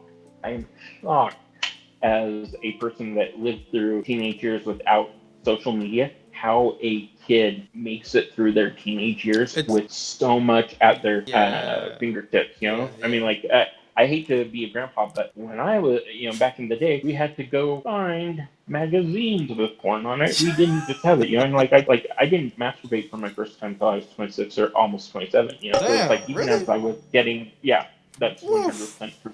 And even then, I didn't, so, I was interested in girls. I had, wet dreams all the time kind of thing, but, thinking about girls and all those things were, and, my attractiveness and going through, the teenage years, I was so lucky that I was unattractive because, I can still remember the first girl that I had heard of that went further than, holding hands and kissing, right? And I didn't think she was a slut. I remember thinking, oh, that guy was lucky because I hadn't thought of that girl in that way until that point. And then all of a sudden I'm like, wait, I'm sitting behind her every day. And I kind of realized that other guys found that my seat in junior high was the lucky seat in class because I sat next to this girl that was all that. And it wasn't until we happened to have this conversation and she's like, oh yeah, me and so-and-so over there, we did this. And me going oh, that means you're really cute. And oh yeah, you are cute. And you did what with you? Oh, wow. Man, am I thinking that now about her? And then from then on, I couldn't think of her the same because I thought of it from that kid's point of view, and it just changed the way that you thought about who a person is once you sexualize them, right? And you wish that you could not sexualize people. I mean, I do not like. Takes some discipline, and when you're a teenager, you don't have discipline. I don't like how hormones get you. Change how you view a person, right? Whereas, it's so sad. It's so sad. Almost as I watch situations and I love watching Cops. Cops is one of my all-time favorite TV shows of all time, right? But when you watch Cops and you see people, how alcohol gets in their system and they become a totally different person, right? Hormones is for the libido what alcohol is for drinking and driving. Julian! It just takes normal situations and makes you go crazy.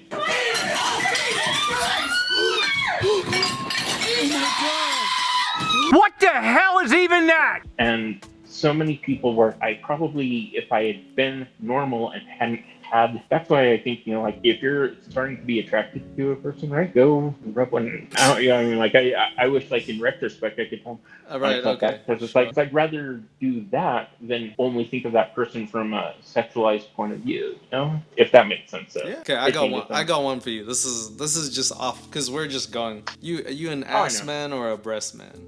Breast. Oh, for real? Yes. Okay. I don't know if you want stories. No! Damn, I'm the opposite. I don't mind what you got up top, but you gotta have something at the bottom. Okay, I see how they do it in Utah. Okay. Now, again, I don't represent everyone in Utah. there was this one girl there that we went on a date, and I knew that she thought that I was funny. When she started laughing at you and like the dumb things I was saying, I was like, oh boy, it doesn't matter what I say, she's going to laugh, right? So at one point I said, kind of like off the cuff, like, we should just go to your place and let me use your chest, like kind of thing. And I said that she's laughed at everything I've said, funny or not. I'm gonna say this thing that You said it. yeah, and so I said the thing, and she goes, why not, right? And when she said that, I was like, holy crap, this is going to happen. And so when we went back, like that whole part of me was like going, wait, this can't go too far. And I was like, did I say that was she supposed to have said no, and was I not supposed to have said the whole thing? And like, anyways, within like 40 minutes, right, the shirt is coming up, and I'm like going, okay, I know where my stopping point is with this, and this is just one of those things where it's like, as long as I don't do anything more than this, I should be good, right? And I kind of was, but I also, with like years later, go, hey, I wonder if she remembers that at all, and I wonder how she would have told how that story goes, and you just kind of go like, it's not to me that I wish that I was, but it's also me, I also get it, and I get that. And I'll say this as a side note. Sometimes people will be like, okay, you're 40 and single, therefore maybe he's gay, kind of thing, right? And I'm like, okay, I know it's easy to say that about a guy that's not married and those things, and we say that about a lot of people, and it's easy to judge and go like that. And I'm like, if I did like the brain connection thing from here to there, right? And you were to see even just like one or two of those times where I'm like, I said and did things that I'm not proud of now, because in 2023, I don't like that I was like that. But holy crap, in the moment, I was like high-fiving my mouth because of how cool I thought but it's not about that. And that's the thing where it's tough, and why I wouldn't want to make the kind of videos that you make, right? Because at a certain point when you talk to people about just the relationships part, not only have I not been there, done that with a lot of those things, but I kind of just feel like kind of tough to judge what others do, because we're all so unique, and we can't, and it's fun to watch, and sometimes it's hard to watch, and sometimes you're just thankful for the lulls. And I don't want to be a lolcow, by the way. Like, I want to be a unique person, but that screws up and is allowed that. But when I think of others in relationships, I'll probably at times say things that I shouldn't, and prejudge others and stuff like that. But it's so tough. And like, when you think of relationships and teenage years and weight and things like that, there's so much that isn't in our control. And it's amazing that any of us get through our teenage years. It's amazing that in 2023 that any of us don't just like self-end, because it's so easy to judge yourself and get down on yourself for not being the way that people in the comment section say that you should be and want to be. And it's just so tough being a person sometimes. And there's so many things that can change how you feel, and it should ultimately be with you and what matters to you, and if you're doing it right, if you're still alive, if you're not hurting people. And I've always said that about my videos. It's like, I haven't like hurt anyone, and if anyone feels that I've hurt them or violated to that point, and I've got a couple regrets, like I've had times with girls where I did grab them without having been, and just where that you shouldn't have. The few times that those things have happened, it's like I hate that entirely, and I'm thankful that my worst moments of my life, but I haven't ever done anything criminal to the level of other things. And my videos are ultimately a flawed person that makes cringy things, but I'm not the worst that my comments say I am. I'm not infallible. You're just kind of somewhere in between. You're just doing the best you can. This is the most philosophical answer I've ever had to, are you an ass man or a breast man?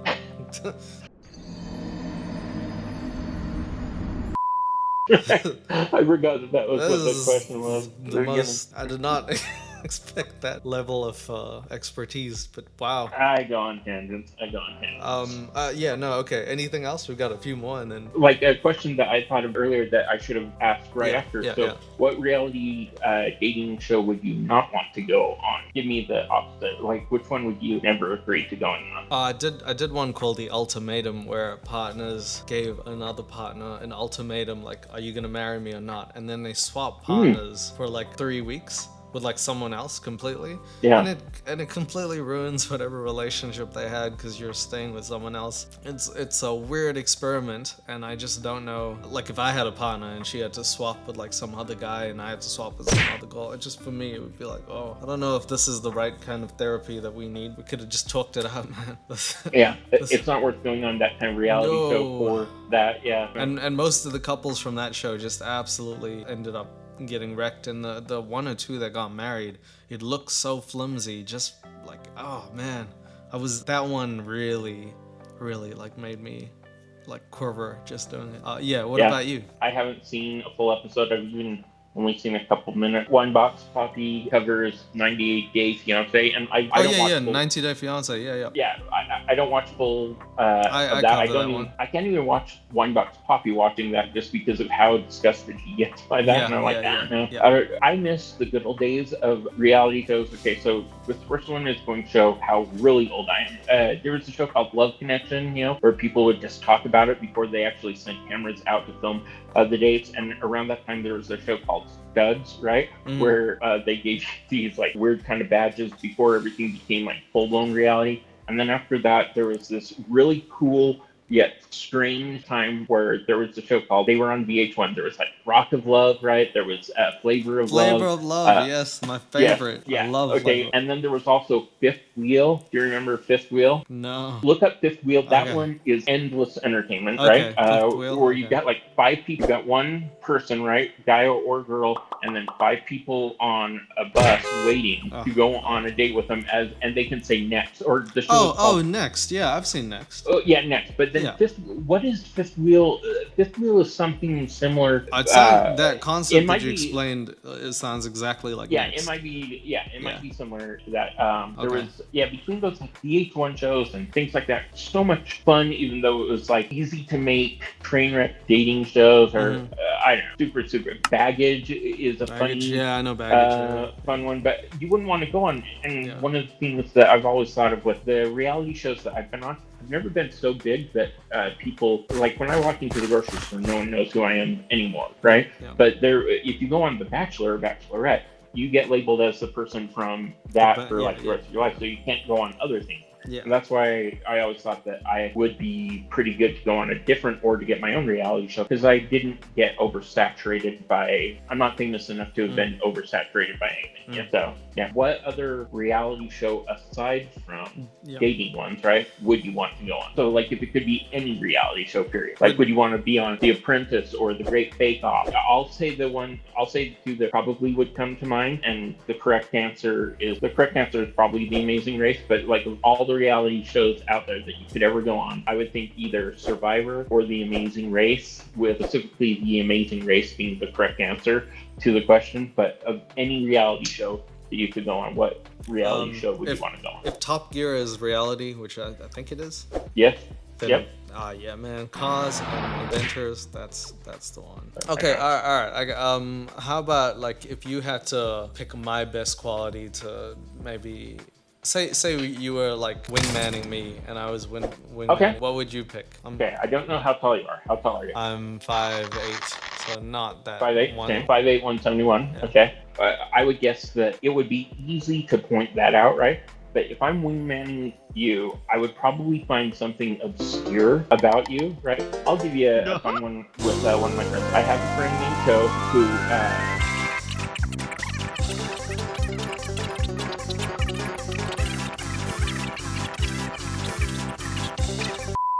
But as a wingman, I would do that about you. Or, and I've done this with a friend also.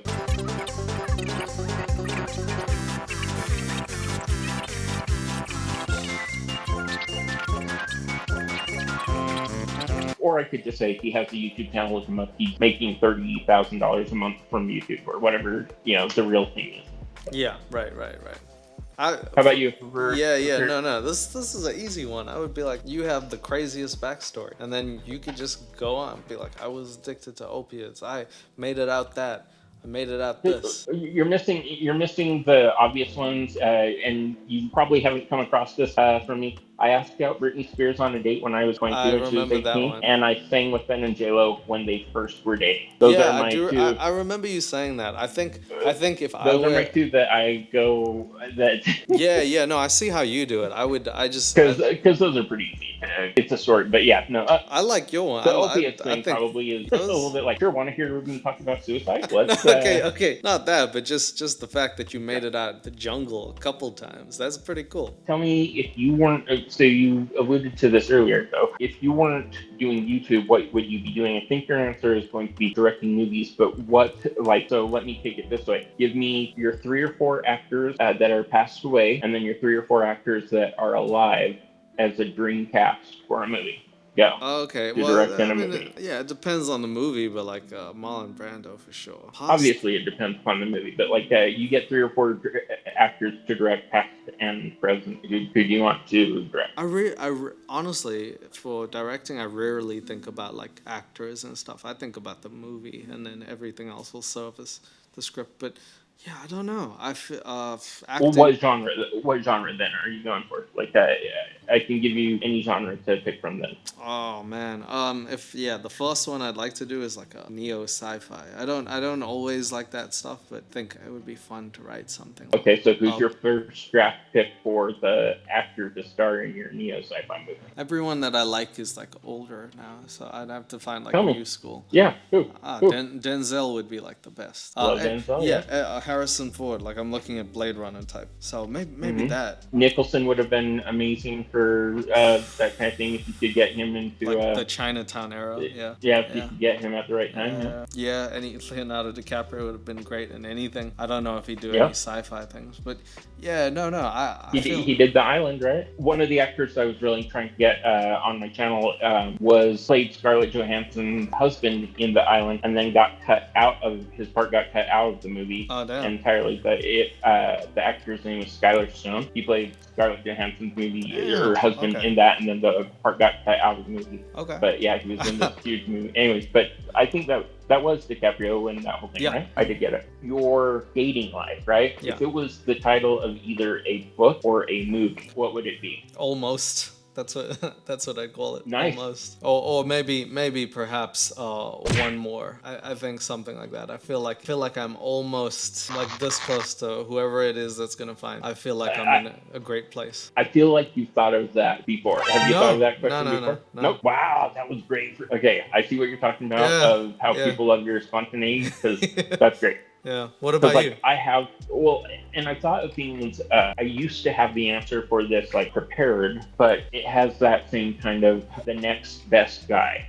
kind of thing, you know? Right, okay. I'll tell you, just a bizarre little thing that, because we talked so much, I can tell you that this was who I said this to. Okay, so I tried using this on Pretty Gritty, right? Mm-hmm. This is kind of how I tried to sell myself to her when saying that she should pick me. Mm-hmm. And it was the fact that I asked her what she was looking for in a guy. Mm-hmm. She had listed off so many things. And I sat there thinking, like, she's describing me perfectly. And I read about David Hasselhoff, how right after Knight Rider, but before he was on Baywatch, he went into an audition. He was asked to read for a part. In the description of the character, it said, tall, dark, handsome guy, David Hasselhoff type preferred, right? And so he goes into the audition with that as the description of the character and stands there. He goes, hi. And they're like, would you like to read? And he's like, sure. And in his mind, he's like, okay, a formality. And so he reads the lines, they get them, they go, thank you, we'll let you know. He goes, what?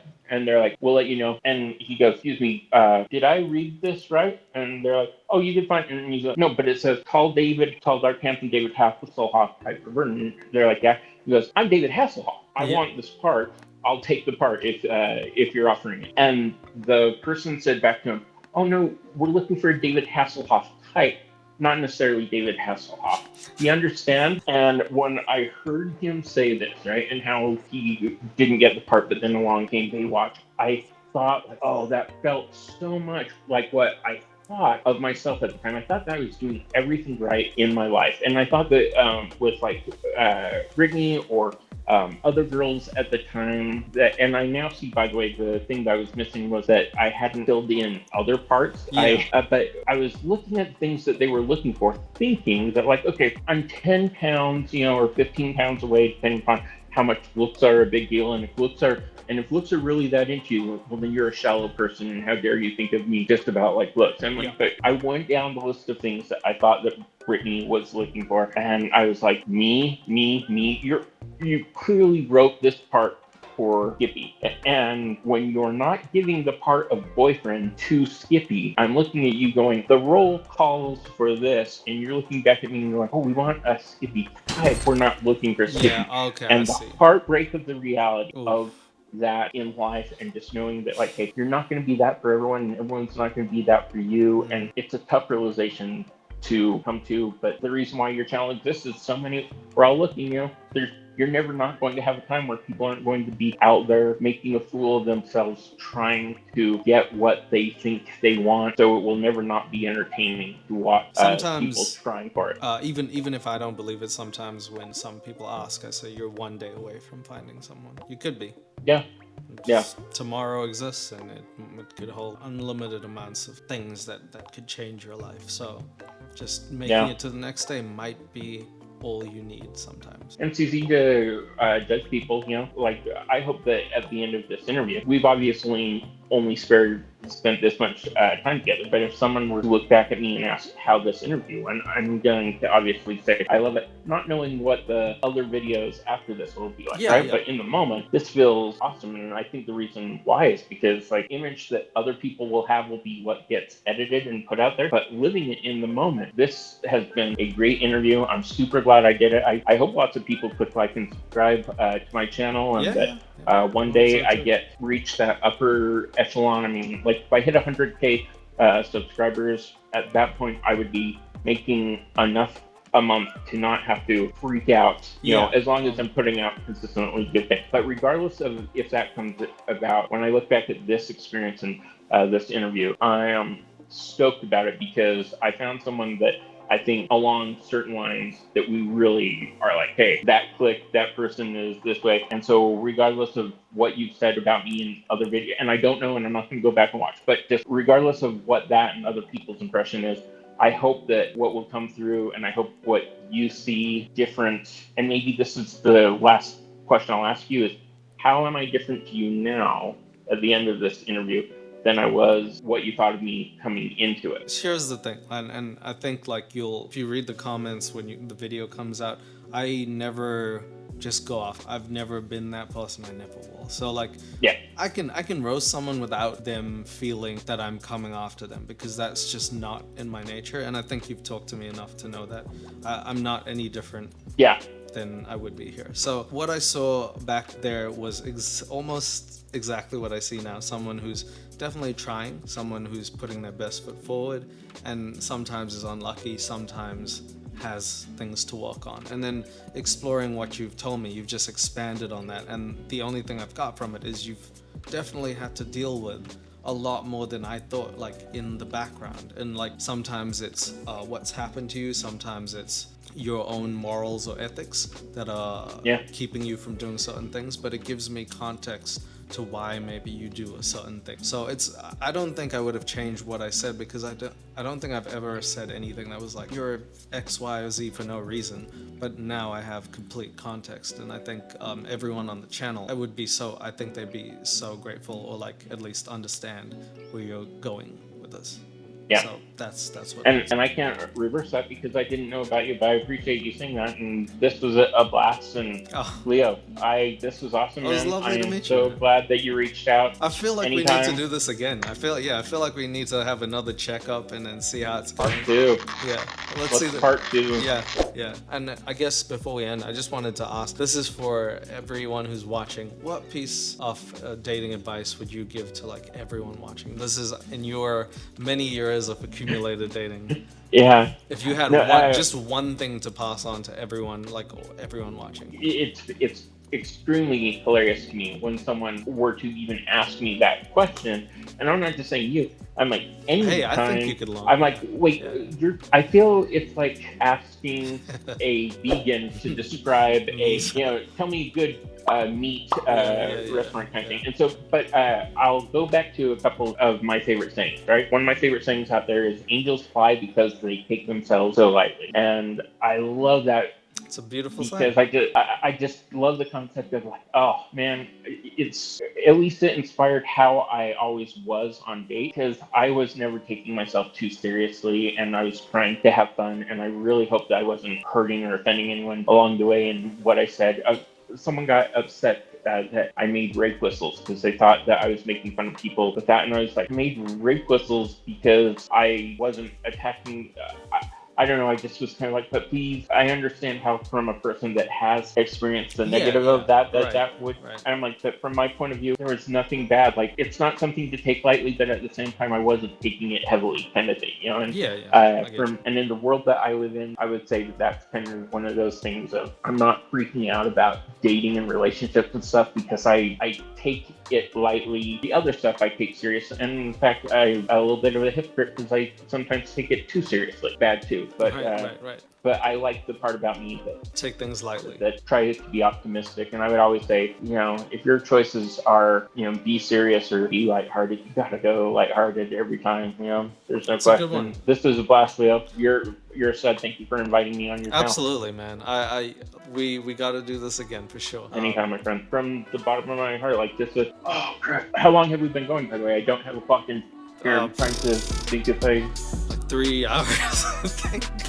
No crap, really? She ain't even gotta ask, she did a dash and bit the last. You know a dash and she know. Baby,